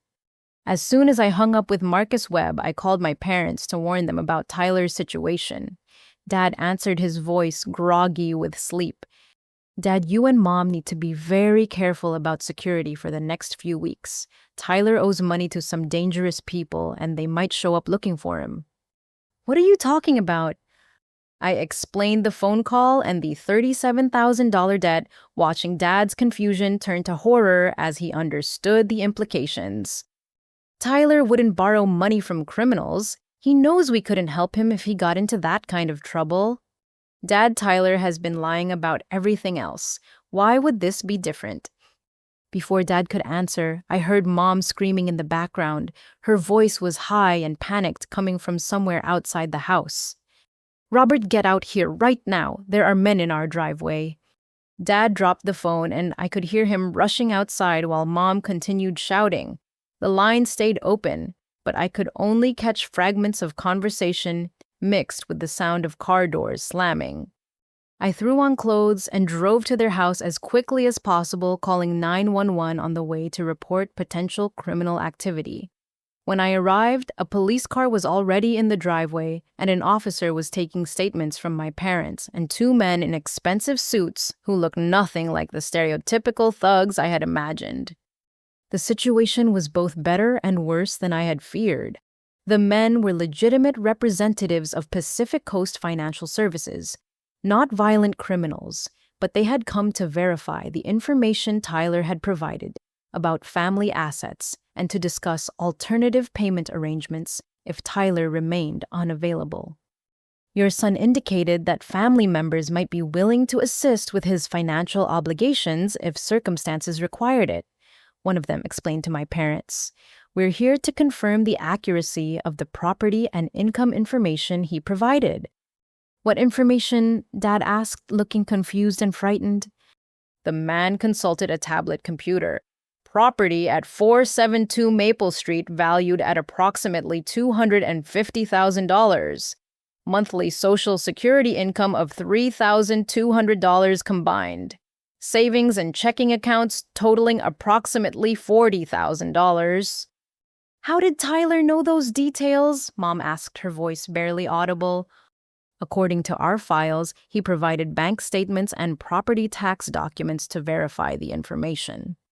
The implication was clear. Tyler had somehow accessed their financial records and used them to secure loans he couldn't repay. Whether he had taken documents during visits home or obtained information through other means, he had put his parents at risk without their knowledge or consent. Are you saying our son pledged our house as security for his loans? Dad asked. Not exactly, but he did indicate that family resources were available to assist with payment if needed. Our contracts include provisions for pursuing collection from all sources mentioned in the application. The police officer intervened at that point, making it clear that the men had no legal right to their property based on Tyler's unauthorized representations. But he also warned that debt collection companies had sophisticated methods for pursuing payment that could make life very uncomfortable. After everyone left my parents and I sat in their living room trying to process what had just happened, Tyler's gambling addiction had escalated to borrowing from predatory lenders, and he had endangered his family to secure loans he had no intention of repaying. We have to find Tyler and make him fix this, Dad said, his hands shaking as he reached for his phone. Dad, Tyler can't fix this. He owes $37,000 to people who charge interest rates that make it impossible to pay off. Even if he got a real job tomorrow, he couldn't earn enough to cover the payments. Well, then what do we do? You do nothing. You make it clear to anyone who asks that you have no responsibility for Tyler's debts and no knowledge of his financial activities. You document everything and contact a lawyer if necessary. Mom had been quiet throughout the conversation, but finally spoke in a voice I had never heard before. How could Tyler do this to us? How could he put our home at risk? Because Tyler is an addict who thinks only about his immediate needs. Because you've enabled his irresponsibility for so long that he assumes you'll always bail him out. We've never given him enough money to develop gambling debts this large, Dad protested. No, but you've given him enough money to make initial payments and take larger loans. Dad Tyler has been using your support as a foundation that allowed him to borrow far beyond his means. The phone rang and we all jumped. Dad answered cautiously, his face growing pale as he listened to whoever was calling. Yes, this is Robert Hoffman. No, I don't know where my son is currently located. No, I did not authorize him to use our property information for any loans. No, we cannot help with payments on debts we knew nothing about. The call lasted 15 minutes, with Dad repeating variations of the same responses to increasingly aggressive questions from another debt collector. By the time he hung up, he looked exhausted and defeated. They said Tyler hasn't answered his phone in 4 days. They think he might have left Los Angeles to avoid them. Good. Maybe running away will finally force Tyler to face reality instead of expecting family members to clean up his messes. Astrid, he's still our son. We can't just abandon him when he's in danger. Dad Tyler abandoned all of you the minute he started gambling with family security as his fallback plan. You don't owe him anything except tough love. But even as Tyler's selfishness and deception became undeniable, my parents were already talking about ways they might help him escape the consequences of his choices. The enablement was so deeply ingrained that not even criminal threats could break the pattern. 3 days after the debt collector's visit, I received an unexpected phone call from Frank Morrison, Dad's business partner, at the small family restaurant they had operated together for 12 years. Frank's voice was tight with anger and frustration. Astrid, I'm sorry to bother you, but I need to talk to someone in your family about a serious problem with the restaurant accounts. Your father hasn't been answering my calls, and I think he's avoiding me because he knows what I've discovered. My heart sank. The restaurant Hoffman's Family Kitchen was supposed to be my parents' retirement security and Tyler's primary inheritance. If there were problems with the business accounts, it meant Tyler's destructive behavior had reached even deeper into our family's finances. Frank, what kind of problem are we talking about? Money has been disappearing from our business checking account for almost 2 years. Small amounts at first, maybe $300 or $400 at a time, but recently the amounts have gotten much larger. Last month alone, $2,400 went missing. Are you saying someone is stealing from the restaurant? I'm saying someone with access to our account information has been transferring money to external accounts without authorization. The transfers happen when your father isn't working, usually on weekends or evenings. Do you have any idea who might have that access? Frank was quiet for a moment before answering carefully. Astrid, your brother Tyler has a key to the restaurant, and he's visited several times over the past 2 years when he's been home. Your father gave him access to the office computer so he could use the internet and check his email. The implications hit me like a physical blow. Tyler had been systematically stealing money from the family business during his visits home, using his access to fund his gambling addiction while pretending to be a struggling artist in need of family support. Frank, how much money are we talking about in total? I've been tracking the unauthorized transfers for 6 months since I first noticed the discrepancies. In that time alone, it's over $14,000. But I suspect it's been going on much longer than I realized. Have you confronted my father about this? I tried to bring it up last month, but Robert got defensive and suggested maybe I was making errors in my bookkeeping. He said Tyler would never steal from family, and he seemed offended that I would even suggest it. Frank Tyler is a gambling addict with massive debts. He's been lying to our family about his career and his lifestyle for years. Stealing from the restaurant fits his pattern perfectly. That's what I was afraid you'd say. Astrid, this isn't just about the money, though losing $14,000 is devastating for a small business like ours. It's about the fact that your father seems to be protecting Tyler, even when it's destroying our partnership. Frank went on to explain that the restaurant had been struggling financially for months, partly due to normal business challenges, but largely because of the missing money. They had been covering shortfalls by delaying payments to suppliers using credit lines and deferring maintenance on equipment. Your father suggested we take out a business loan to solve our cash flow problems, but I ran the numbers and realized that the loan amount he wanted exactly matched the money that had been stolen. Robert was planning to use borrowed money to cover up Tyler's theft instead of confronting the real problem. Frank, I think you need to contact the police and file a report about the stolen money. I was hoping we could resolve this within the family first. Robert and I have been partners for over a decade. I don't want to destroy our friendship over this. Frank Tyler has put you in an impossible position.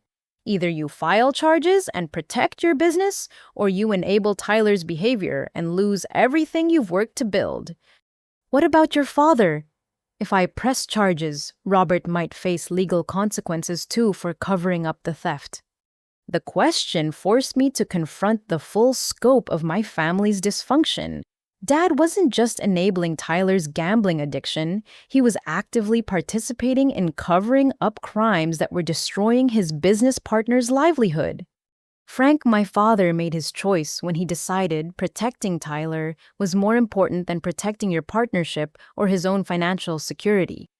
I drove to the restaurant after my shift ended, finding Dad in the office reviewing invoices and looking more stressed than I had ever seen him.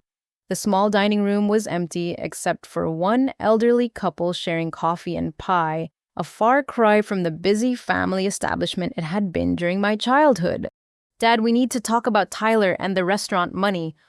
Dad's face went white, confirming that he knew exactly what I was referring to. Frank called you. Or Frank called me because you've been avoiding his calls about $14,000 in stolen money. Dad, did you know Tyler was taking money from the business accounts? Tyler didn't steal anything. He borrowed some money during emergencies with the understanding that he'd pay it back when his art career started generating income. Borrowed, Dad. Did Tyler ask permission before transferring money? Did you approve those transactions? Dad's silence was answer enough. Did Frank approve those transactions? Frank doesn't understand Tyler's situation. He sees everything in black and white business terms. Frank sees theft in theft terms, which is what this is. Dad, Tyler has been robbing your business partner to fund his gambling addiction. Tyler promised he'd pay everything back with interest once his commissioned pieces start selling. Tyler doesn't have commissioned pieces. Tyler doesn't sell art. Tyler gambles away every dollar he can get from any source, including stealing from the business that's supposed to provide your retirement income. Dad leaned back in his chair, suddenly looking much older than his 65 years. Astrid, I don't know what to do anymore. Tyler calls crying about how desperate his situation is, and I just want to help him get back on his feet. Dad, every time you help Tyler avoid consequences, you make his problems worse and create new problems for everyone else. Now, Frank is talking about filing criminal charges and possibly ending your partnership. Frank wouldn't do that. We've been friends for too long. Frank is facing bankruptcy because Tyler stole his money and you covered it up. Dad, friendship has limits when people's livelihoods are at stake. Maybe we can get a loan to pay Frank back and give Tyler time to get his career established. With what collateral, Dad, you're facing foreclosure on your house, you have credit card debt you can't pay, and now the business is failing. No bank will lend you money. Then what am I supposed to do? Let Tyler go to prison? You're supposed to stop enabling destructive behavior that's destroying multiple lives. Dad, Tyler's addiction isn't your responsibility to fix, but the damage you're causing by covering for him is your responsibility. Our conversation was interrupted by Frank, arriving with a briefcase full of financial documents and a grim expression that suggested he had made difficult decisions during our talk. Robert, Astrid, I'm glad you're both here. I've spent the afternoon with my attorney, and I need to make some things clear about our situation. Frank opened his briefcase and pulled out bank statements highlighted in yellow to show the unauthorized transfers. These documents prove that money was stolen from our business accounts using access codes that only you and I should have known. Frank Tyler is family. We can work this out without involving lawyers. Robert Tyler being family doesn't give him the right to steal from our business or put my financial security at risk. I've worked too hard building this restaurant to lose it because you can't control your son. Frank's voice was sad but firm as he continued, I'm filing a police report tomorrow morning. I'm also notifying our insurance company about the theft, and I'm consulting with a business attorney about dissolving our partnership if the stolen money isn't returned within 30 days. Frank, please don't do this. Tyler will pay everything back. With what money Robert Tyler doesn't have a job, doesn't have income, and according to what Astrid tells me, doesn't even have a real art career, how exactly is he going to repay $14,000, plus the interest and penalties that our business has suffered? Dad had no answer because Tyler had no legitimate means of repaying money he had stolen to feed his gambling addiction. Frank is right, Dad. Tyler can't fix this because Tyler created this mess by thinking only about his immediate desires while ignoring the consequences for everyone else. But if Frank files charges, Tyler could go to prison. Dad, Tyler should go to prison. Tyler is a criminal who has been systematically destroying his family's financial security through fraud and theft. The conversation continued for another hour, but the outcome was inevitable. Frank had reached his limit of patience and financial damage. The restaurant partnership that was supposed to provide my parents' retirement security was ending because Tyler's addiction had made honest business impossible. And Dad was still more concerned about protecting Tyler from consequences than protecting his business partner from theft. The decision to contact law enforcement wasn't easy, but discovering that Tyler had stolen from Frank's business was the final straw. If my parents couldn't protect themselves from Tyler's destructive behavior, and if Tyler's addiction was spreading to harm innocent people outside our family, then legal intervention was the only remaining option. I spent Sunday morning researching fraud attorneys and gathering documentation of Tyler's financial crimes. The fraudulent loan, the stolen business money, and the unauthorized use of our parents' financial information as gambling collateral created a clear pattern of criminal behavior that needed to be stopped. Monday morning, I walked into the offices of Carter and Associates, a law firm that specialized in financial fraud cases. Attorney Sarah Carter was a woman in her 40s with a no-nonsense demeanor that immediately put me at ease. Ms. Hoffman, I reviewed the documents you provided, and your brother's behavior constitutes multiple felonies: identity theft, loan fraud, business embezzlement, and potentially elder financial abuse given your parents' ages. What are the potential consequences if we pursue charges? That depends on several factors, including the total amount of money involved and whether your brother has prior criminal history. But we're looking at potential prison time, substantial restitution requirements, and permanent criminal records that would affect employment, housing, and credit for the rest of his life. The severity of the potential consequences was sobering, but I thought about Frank facing bankruptcy because of Tyler's theft, about my parents facing foreclosure because of their enablement, and about my own damaged credit from loans I had never authorized. What about my parents? Could they face charges for covering up Tyler's crimes? Possibly, especially your father's role in concealing the business theft. However, prosecutors typically focus on the primary offender and are more lenient with family members who were manipulated or coerced into cooperation. My father wasn't coerced. He actively chose to protect Tyler instead of his business partner, Bagua. That's concerning, but it's not uncommon in families dealing with addiction.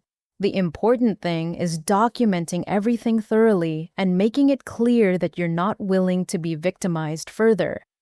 Attorney Carter walked me through the process of filing formal complaints with law enforcement, notifying credit agencies about fraudulent accounts, and protecting myself from future unauthorized use of my personal information.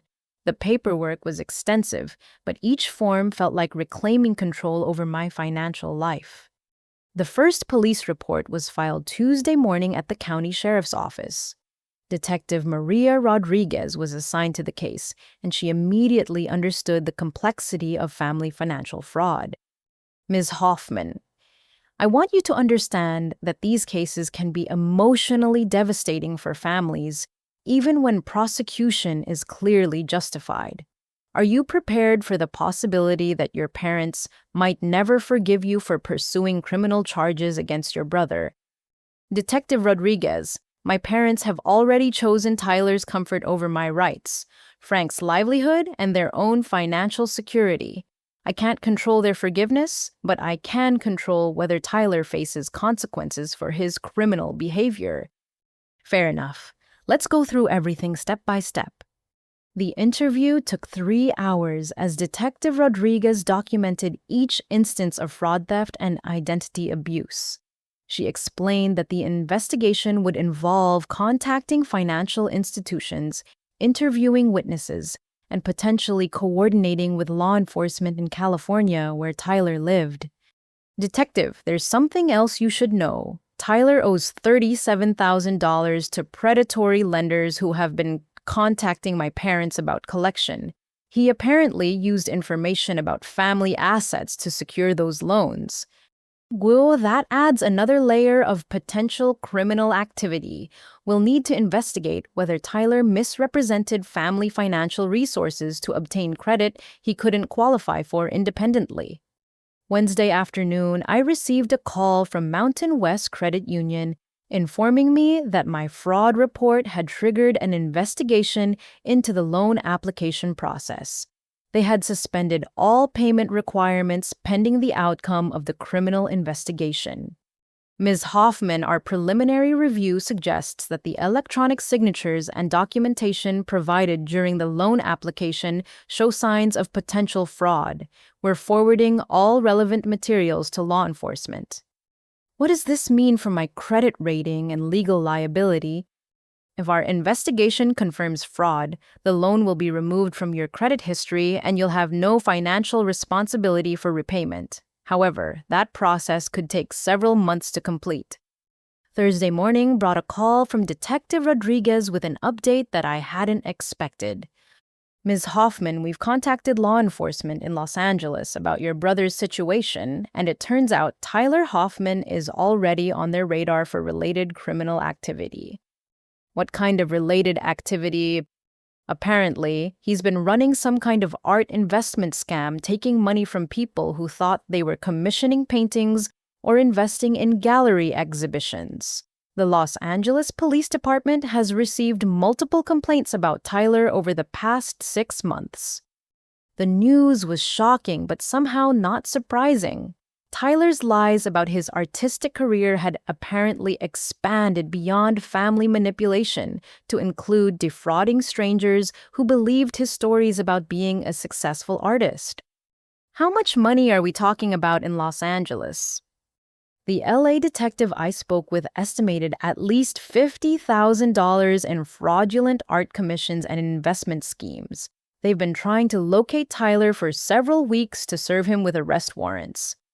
He's been avoiding debt collectors, too. Tyler seems to have disappeared rather than face any of the consequences of his behavior. That's not uncommon with addicts who've exhausted all their resources and burned all their bridges, but it also means he's probably getting desperate, which could make him more dangerous to family members he perceives as threatening his freedom. Detective Rodriguez advised me to be careful about my personal safety and to notify police immediately if Tyler contacted me or showed up unexpectedly. She also warned that Tyler might try to pressure our parents into helping him avoid prosecution. Friday afternoon, my parents called with exactly the kind of desperate plea Detective Rodriguez had predicted. Astrid, Tyler finally contacted us, and he's in serious trouble, Mom said, her voice shaking with panic. He says the police are looking for him and he needs money for a lawyer. Mom, Tyler is wanted for multiple felonies in 2 states. The best thing he can do is turn himself in and cooperate with authorities. He's terrified, Astrid. He's talking about running away to Mexico or Canada. We can't let our son become a fugitive. You can't stop Tyler from making his own choices, but you can stop enabling his criminal behavior by refusing to send him money for lawyers or anything else. What if we hire him a lawyer ourselves? Maybe we can help him negotiate a plea agreement that doesn't involve prison time. Mom Tyler has committed serious federal crimes. Identity theft and wire fraud carry mandatory minimum sentences. No lawyer can make those charges disappear. Dad took the phone, his voice desperate and pleading. Astrid, if you drop the charges you filed, maybe Tyler can avoid federal prosecution. Please think about what's best for our family. Dad, what's best for our family is Tyler facing consequences for his actions so that his destructive behavior finally stops. But if Tyler goes to prison, his life will be ruined forever. Tyler ruined his own life by choosing to be a criminal. Dad Tyler has been destroying other people's lives for years. While facing no consequences, it's time for that to change. The conversation ended with both parents begging me to reconsider the legal charges. But I had reached a point where protecting Tyler's feelings was less important than protecting innocent people from his ongoing criminal behavior. The legal system was finally holding Tyler accountable in ways that our family never had. The news of Tyler's arrest came through a phone call from Detective Rodriguez on a Tuesday morning, while I was reviewing patient charts before my shift. Her voice carried a mixture of professional satisfaction and personal sympathy. Ms. Hoffman, I wanted to let you know that Tyler was arrested yesterday in Las Vegas by federal marshals. He's being held without bail pending extradition to face charges in both California and our jurisdiction. Las Vegas, what was he doing there?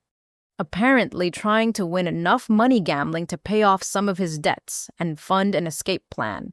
Hotel security noticed him because he'd been playing for 3 days straight without sleeping, using what appeared to be stolen credit cards for cash advances.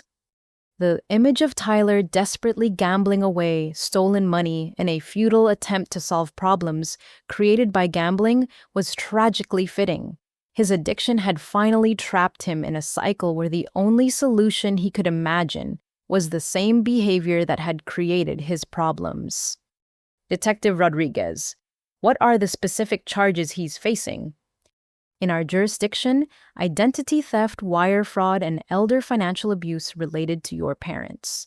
In California, multiple counts of fraud related to fake art commissions and investment schemes. The federal charges include wire fraud across state lines and credit card fraud. We're looking at potential sentences totaling 15 to 25 years if convicted on all counts. The severity of Tyler's legal situation was staggering, but Detective Rodriguez explained that federal prosecutors were particularly interested in the art fraud scheme because it involved sophisticated deception and multiple victims across several states. Tyler was apparently running fake galleries online, creating professional-looking websites and social media accounts to convince people he was an established artist with gallery representation. He would take payments for commissioned pieces that he never created or sell investments in exhibitions that didn't exist. How many people did he defraud with the art scheme? So far, they've identified 23 victims who lost amounts ranging from $500 to $15,000. The total is over $130,000 in fraudulent art transactions. I felt sick imagining Tyler systematically lying to people who genuinely wanted to support an artist's career, taking their money for work he had no intention of completing. The betrayal was similar to what he had done to our family, but multiplied across dozens of innocent strangers. Detective, were any of Tyler's art claims real? Did he actually have any artistic training or talent? According to the investigation, Tyler never attended art school, never had gallery representation, and never completed any significant artwork. The few examples of his work that investigators found were crude sketches and unfinished paintings that wouldn't qualify as amateur hobby level. The revelation that Tyler's entire artistic identity was fabricated explained everything about his behavior over the past 3 years. He wasn't a struggling artist who needed family support while building a career. He was a con artist who had been practicing on his family before expanding to victimize strangers. His apartment in Los Angeles was completely empty of art supplies or finished work. Detective Rodriguez continued. But investigators found extensive evidence of gambling activity, including casino loyalty cards, betting receipts, and communications with online gambling sites. Wednesday morning brought a call from Mom, who had been contacted by a federal public defender assigned to Tyler's case. Her voice was hollow with shock and disbelief. Astrid, Tyler's lawyer, says he might be facing 20 years in federal prison. 20 years. How is that possible for someone who's never been in trouble before? Mom, Tyler has been in trouble before. You just never reported it or acknowledged it. The theft from Frank's restaurant, the fraudulent loan in my name, the lies about his art career. Tyler's been committing crimes for years. But those were family matters. We didn't know he was hurting strangers. Tyler was hurting strangers because you enabled him to develop criminal skills and attitudes without consequences. Mom addiction and criminality escalate when there's no accountability. The lawyer wants $50,000 as a retainer fee to handle Tyler's defense. We're trying to figure out how to raise that money. Mom, you don't have $50,000. You're facing foreclosure and bankruptcy. How could you possibly pay for Tyler's legal defense? We're thinking about selling the house and using the proceeds for his lawyer. The suggestion was so financially destructive that I had to sit down. Mom, if you sell your house to pay Tyler's legal bills, where will you live? We'll figure something out. Maybe we can rent an apartment somewhere less expensive. And what happens when Tyler's legal bills exceed $50,000, which they definitely will? What happens when you've spent everything you have and Tyler still goes to prison anyway? At least we'll know we did everything possible to help our son. The conversation revealed how completely my parents had lost perspective on reasonable financial decisions. They were willing to destroy their own future security for a legal defense that couldn't change the fundamental facts of Tyler's criminal behavior. Thursday afternoon brought more devastating news when Frank Morrison called to update me on developments with the restaurant theft investigation. Oh God, Astrid, the FBI forensic accountants have been reviewing our business records, and they discovered that Tyler's theft from the restaurant goes back almost 3 years, not just the recent period I was tracking. How much money in total? Over $60,000. Tyler was apparently accessing our accounts during every visit home, sometimes transferring money the same day he arrived. He had our banking information memorized and knew exactly how to make transfers that looked like legitimate business expenses. The systematic nature of Tyler's theft was chilling.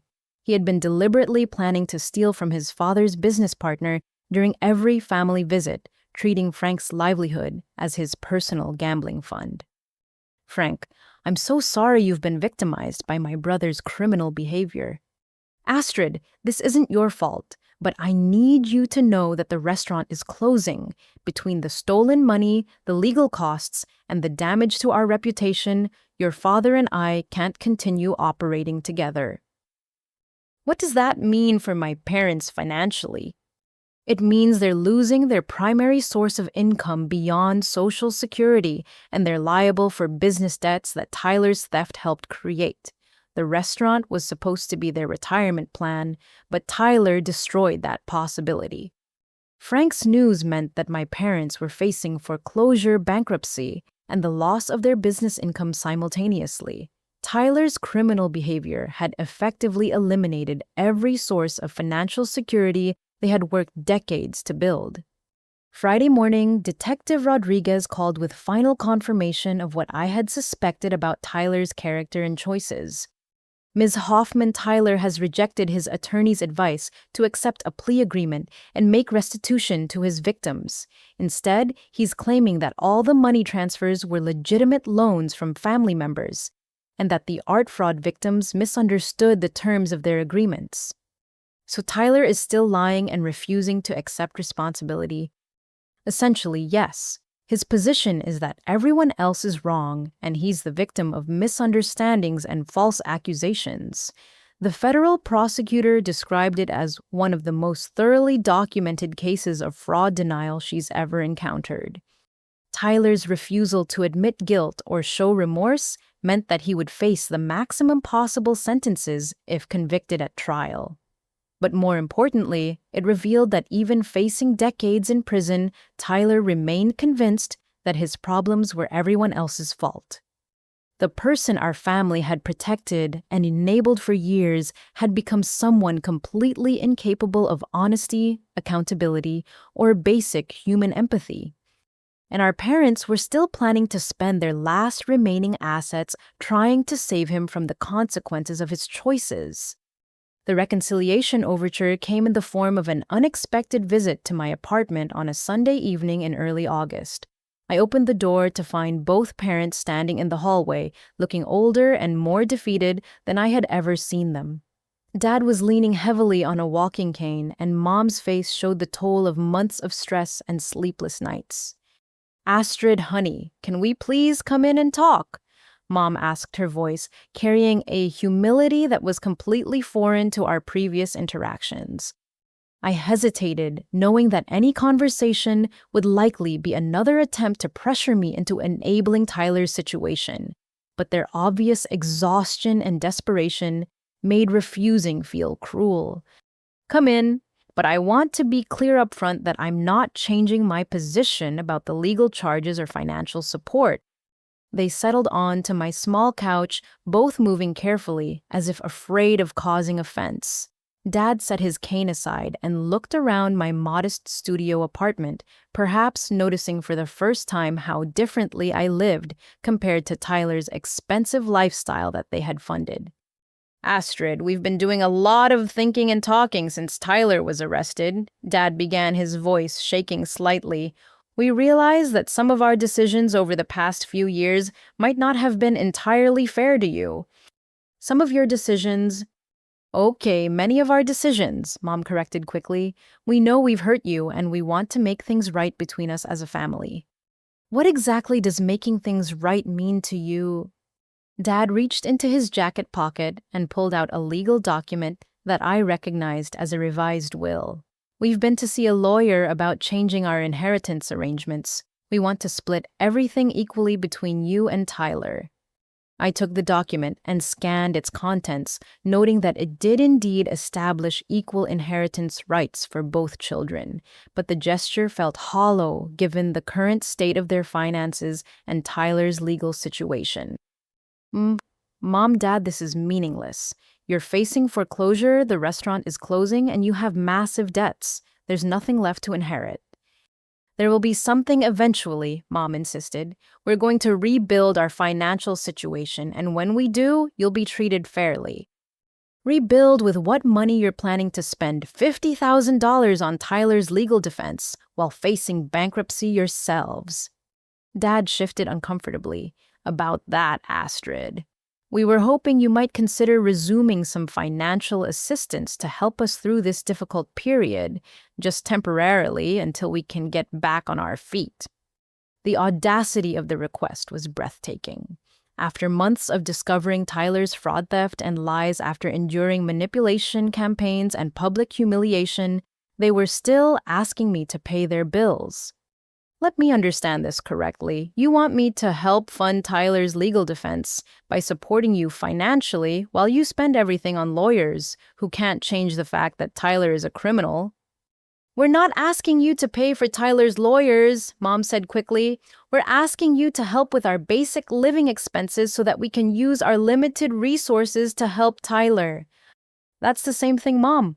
If I pay your bills, you can spend your money on Tyler. Either way, I'm indirectly funding his legal defense."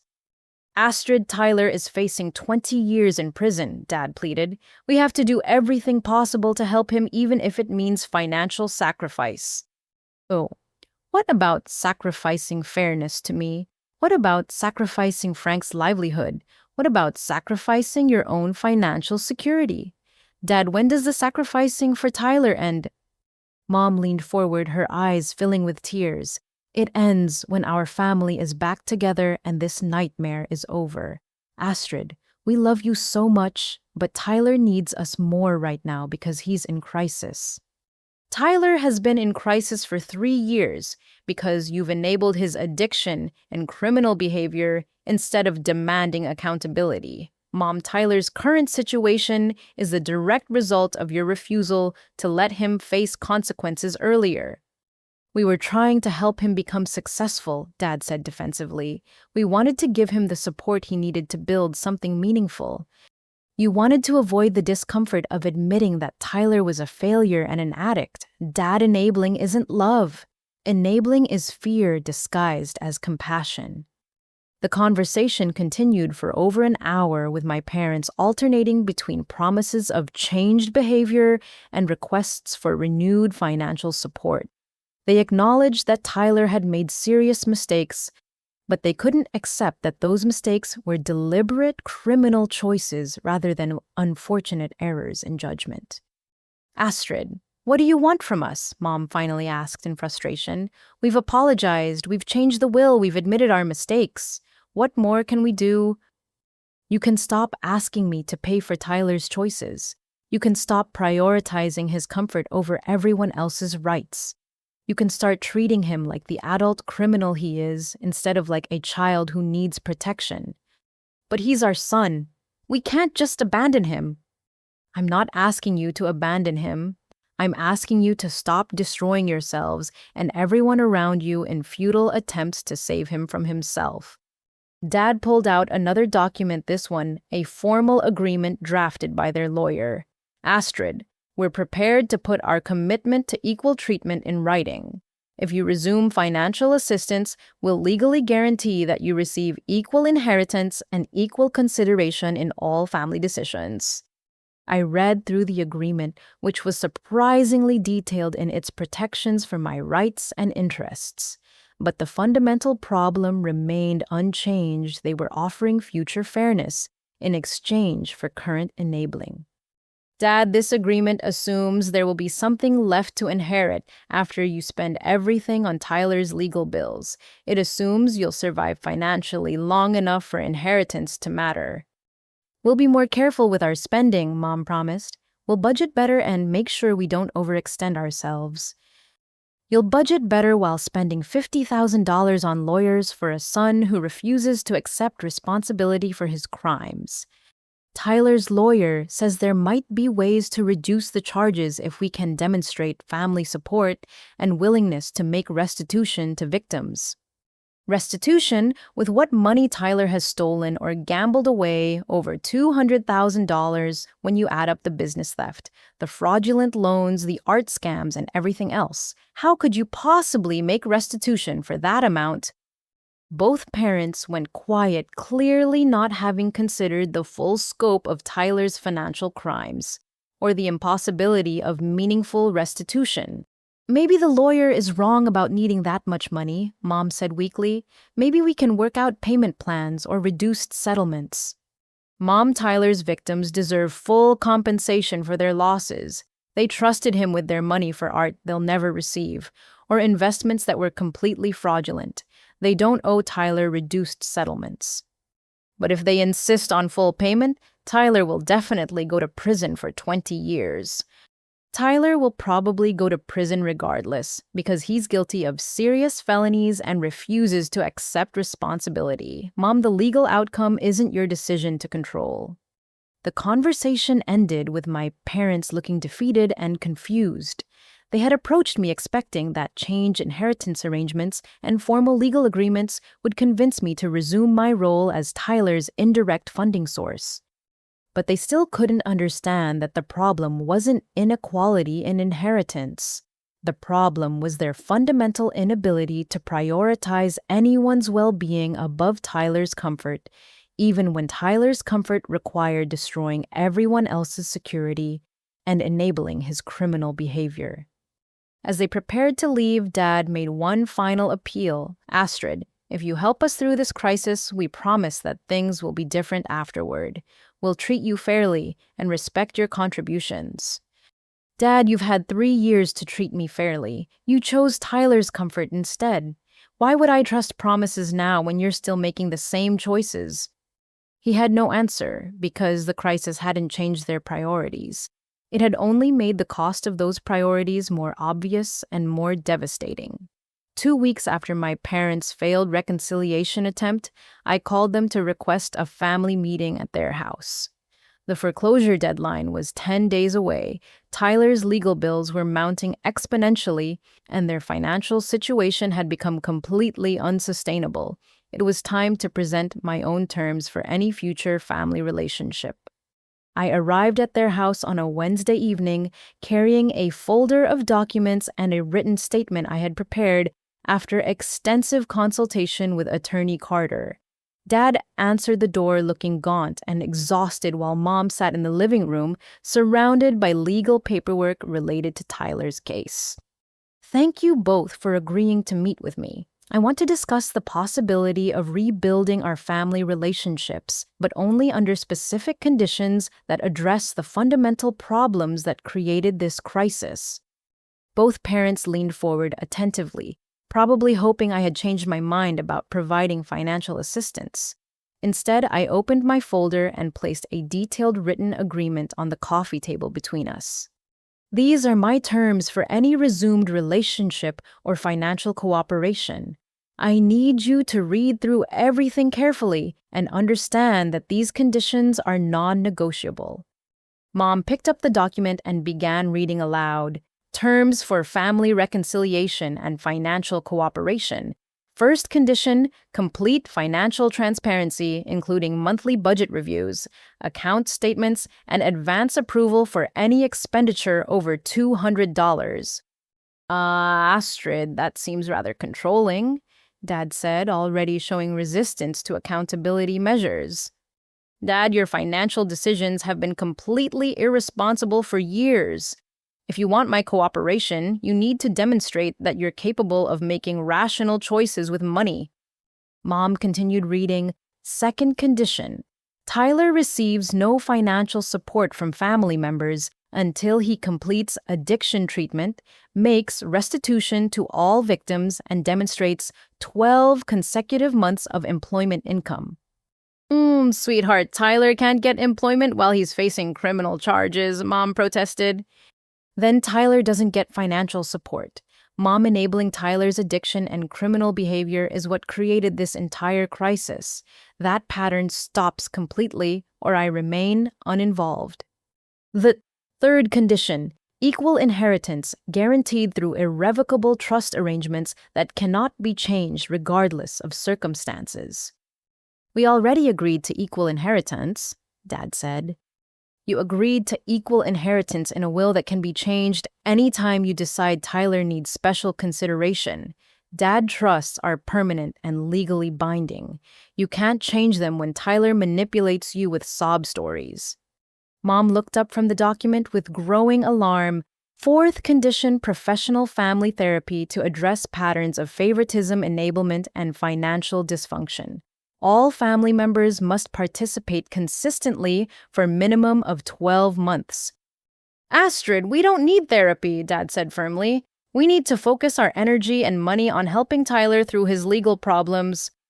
Dad, this is exactly the kind of thinking that created Tyler's legal problems. You're still prioritizing Tyler's immediate comfort over addressing the fundamental issues that made him a criminal. We're not going to air our family business to some stranger who doesn't understand our situation. Then you're not going to have my cooperation in any form. Dad, your situation involves enabling addiction, covering up crimes, committing fraud, and destroying multiple people's financial security. You need professional help to change these patterns. I pointed to the next section of the document. Fifth condition, Tyler acknowledges criminal behavior, accepts responsibility for all damages, and commits to full restitution regardless of legal outcomes. No family financial support until these acknowledgments are documented in writing. Tyler can't admit to crimes while his case is pending, Mom said. His lawyer specifically told him not to discuss the charges with anyone. Tyler can admit to our family that he's been lying and stealing. Tyler can acknowledge that his gambling addiction hurt innocent people. Tyler can commit to changing his behavior regardless of legal consequences. What if Tyler can't make full restitution because the amounts are too large? Then Tyler spends the rest of his life making payments to his victims instead of taking money from family members. Mom Tyler's comfort is not more important than his victims' rights to compensation. Dad was shaking his head as Mom read the sixth condition. All family financial decisions require unanimous consent from surviving family members with veto power for any expenditure that enables addiction or irresponsible behavior. Astrid, you're asking us to give you control over our own money, Dad said angrily. I'm asking you to give me equal voice in decisions that affect my interests. Dad, you've proven that you can't be trusted to make rational financial choices when Tyler's involved. We raised you and supported you for 18 years. Don't we have the right to spend our own money however we choose? You have the right to spend your money however you choose. You don't have the right to expect my cooperation or support while you're making choices that enable criminal behavior. Mom continued through the remaining conditions, which included requirements for Tyler to maintain employment, submit to random drug and alcohol testing, attend gambling addiction support meetings, and maintain no contact with previous gambling associates or locations. The final condition, Mom read, is that all family members acknowledge previous mistakes, apologize specifically for damages caused, and commit to change behavior patterns going forward. What mistakes do you think we've made? Dad asked, his voice defensive. Dad, you've enabled Tyler's addiction for 3 years, ignored clear signs of criminal behavior, committed fraud in my name, covered up theft from your business partner, and consistently prioritized Tyler's comfort over everyone else's rights and security.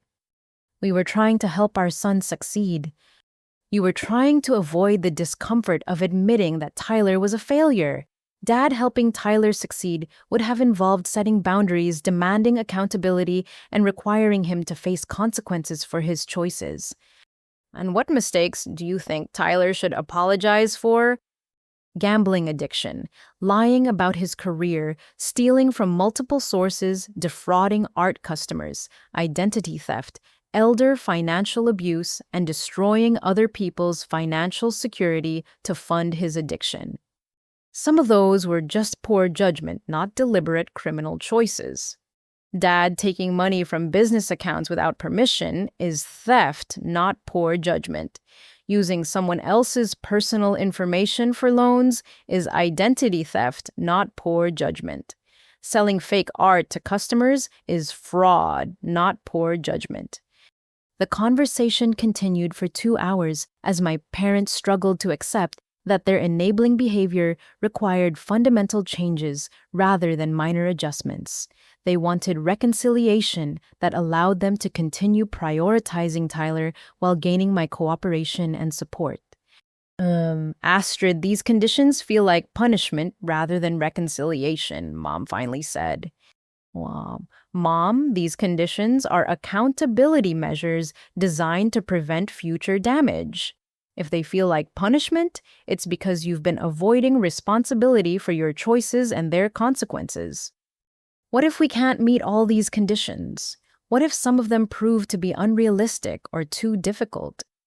Then we don't have a reconciled relationship. Mom, I'm not interested in partial accountability or gradual improvement. Either you're committed to fundamental change or you're committed to continuing destructive patterns. As I prepared to leave, Dad made one last attempt to negotiate less stringent terms. Astrid, couldn't we start with just a few of these conditions and add others over time as we demonstrate progress? Dad, you've had 3 years to demonstrate progress voluntarily. You chose enabling and dysfunction instead. These conditions exist because you can't be trusted to make healthy choices without external accountability.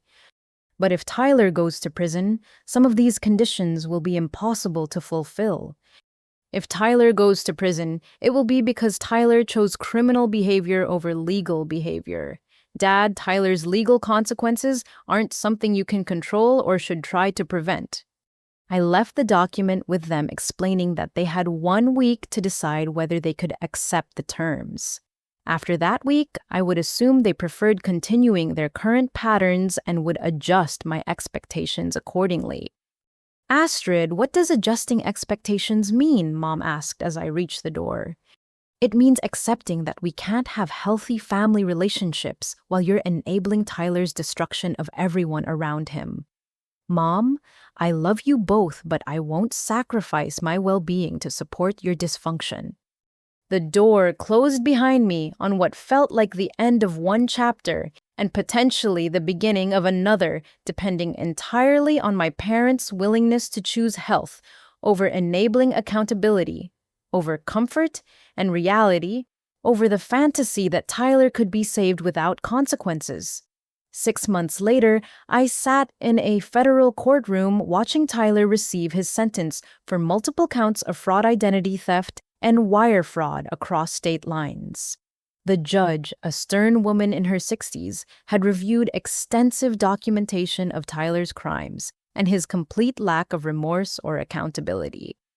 Mr. Hoffman, you have systematically defrauded family members, business partners, and innocent strangers over a period of 3 years. Your refusal to accept responsibility and your attempts to blame victims for your criminal behavior demonstrate a complete lack of character or integrity.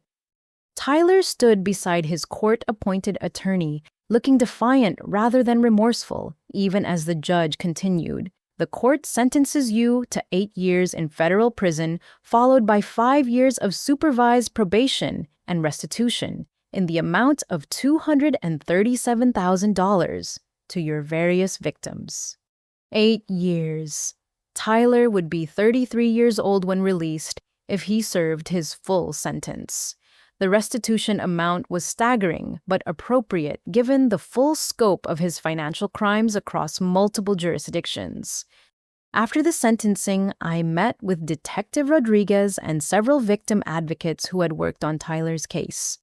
The sense of justice was profound but tempered by sadness about the destruction Tyler had caused to so many lives. Ms. Hoffman, I want you to know that your willingness to file charges was crucial to stopping your brother's criminal behavior, Detective Rodriguez said. Family members often enable financial crimes by protecting offenders, but you chose to protect victims instead. It wasn't an easy choice, but it was the right choice. Tyler needed to face consequences, and his victims deserved justice. How are your parents handling Tyler's imprisonment?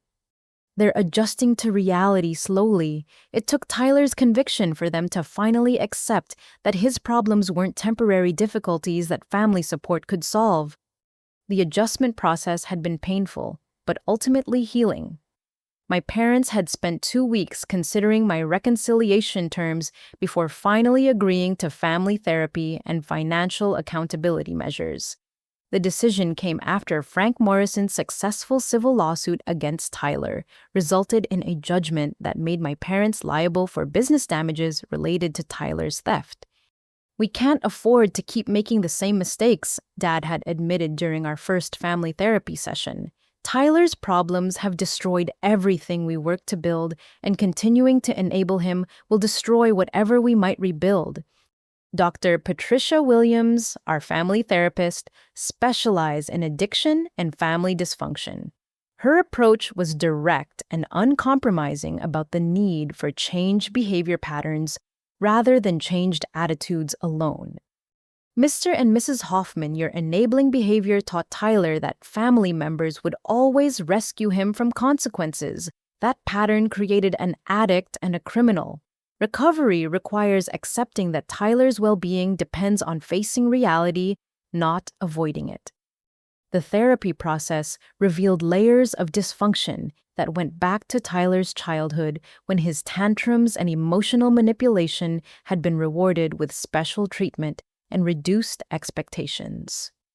My parents had confused loving Tyler with protecting him from difficulty, creating a person incapable of handling normal adult responsibilities.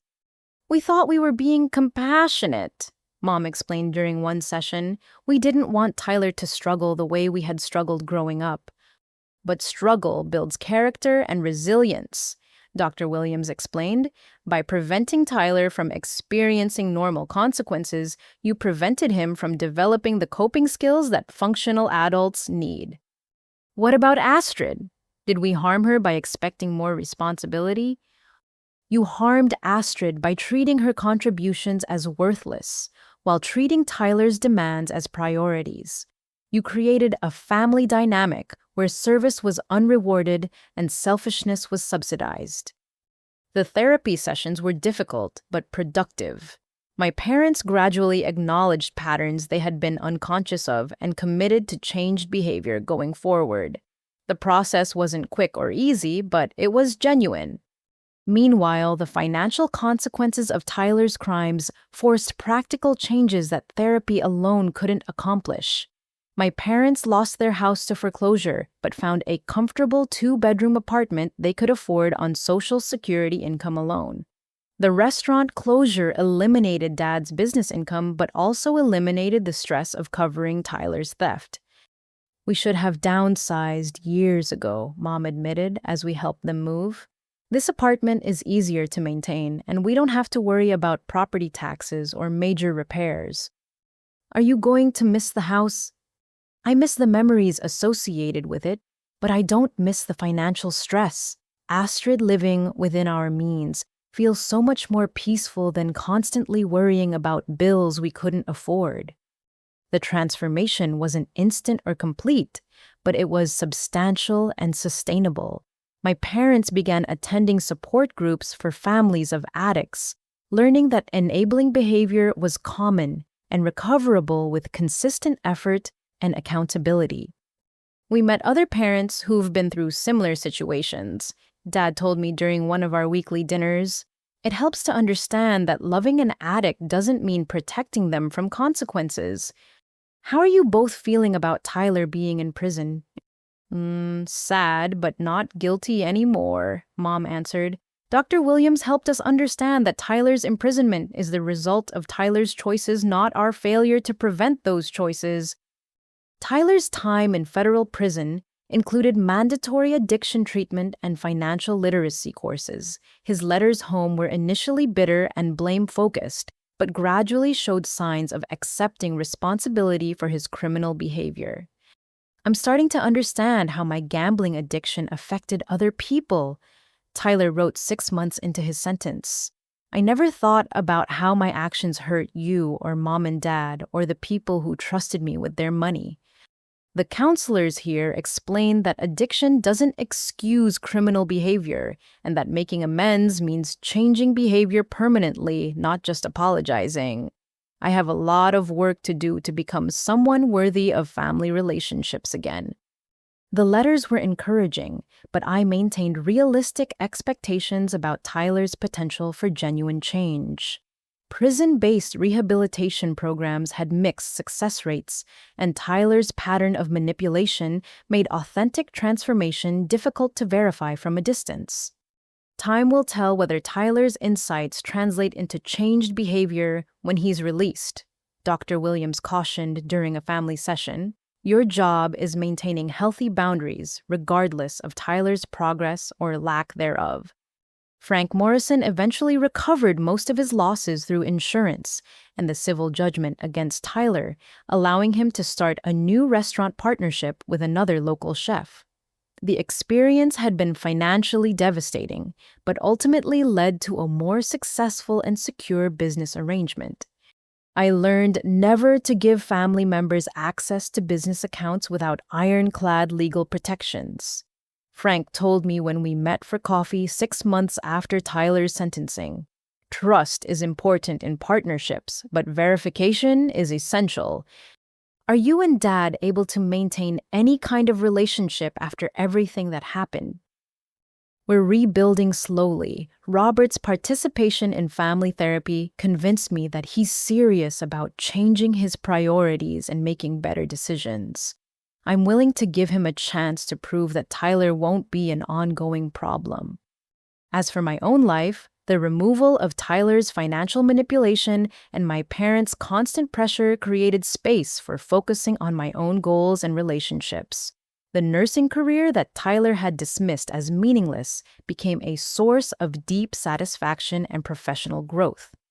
I was promoted to charge nurse after demonstrating leadership during several medical emergencies, and I began pursuing a master's degree in nurse practitioner studies.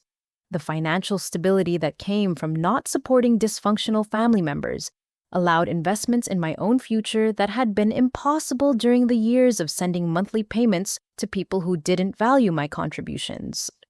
Astrid, you seem so much more relaxed and confident, observed my colleague Janet during a break between shifts.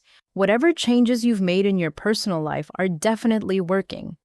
I learned that loving people doesn't require accepting mistreatment or enabling destructive behavior. Setting boundaries with family was the hardest thing I've ever done, but also the most important.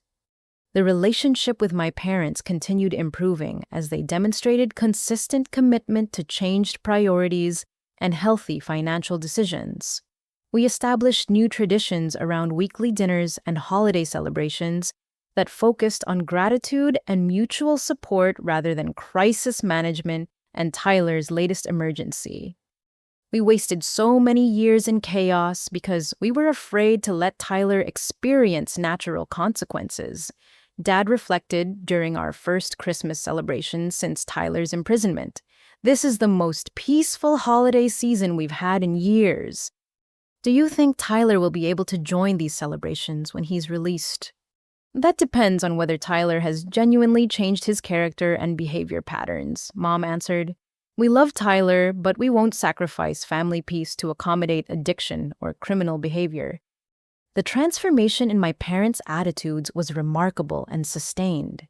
They had learned that love sometimes requires allowing people to experience the full consequences of their choices, even when those consequences are painful to witness. As I reflected on the journey from discovering the will to rebuilding family relationships on healthier foundations, the lessons were clear but hard-won. Enabling behavior disguised as compassion ultimately harms everyone involved, including the person being enabled. Accountability and boundaries, though initially painful, create the conditions necessary for genuine healing and growth. Tyler's story wasn't over. He still had years of imprisonment and supervised probation ahead, followed by the lifelong challenge of rebuilding his life without criminal behavior or family enabling. But the rest of our family had learned to separate Tyler's choices from our own responsibility and well-being. Astrid, thank you for having the courage to demand better from all of us, Mom said during our last family therapy session. We couldn't see how destructive our patterns had become until you refused to participate in them anymore. Sometimes the most loving thing you can do for people is refuse to enable their dysfunction, even when they hate you for it initially. Dr. Williams nodded approvingly. Healthy families require that all members take responsibility for their own behavior and respect other people's rights to set boundaries. You've all learned to distinguish between helping and enabling, between love and manipulation. The journey had been painful and sometimes lonely, but it had led to genuine reconciliation based on mutual respect and accountability, rather than the previous pattern of exploitation disguised as family loyalty. 6 months later, I received a letter from Tyler that felt different from his previous communications. The tone was humble rather than manipulative, focused on accountability rather than blame or requests for support. Astrid, I want you to know that I understand now why you filed charges against me and why you refused to keep enabling my addiction. At the time, I was furious and felt betrayed, but I can see now that you were the only family member who loved me enough to demand better behavior from me. I've been clean from gambling for 18 months now, and I'm working in the prison kitchen while taking business courses to learn legitimate skills. I know I have years of restitution payments ahead of me, and I know that rebuilding trust with family will take even longer. I don't expect forgiveness or renewed relationships until I've proven through consistent action that I've changed fundamentally. But I want you to know that your refusal to enable my destruction probably saved my life, even though it felt like abandonment at the time. The letter brought tears to my eyes, not because it guaranteed Tyler's permanent transformation, but because it suggested genuine understanding of responsibility and consequences for the first time in his adult life. Whether Tyler's insights would translate into sustained behavioral change remained to be seen, but the rest of our family had learned to build security and happiness that didn't depend on Tyler's choices or progress. Have you ever found yourself in a situation where family loyalty conflicted with your own well-being and values? How did you navigate the balance between supporting loved ones and protecting yourself from destructive behavior? I'd love to hear your thoughts and experiences in the comments below. If this story resonated with you, please consider liking this video to help others find it who might be dealing with similar family dynamics.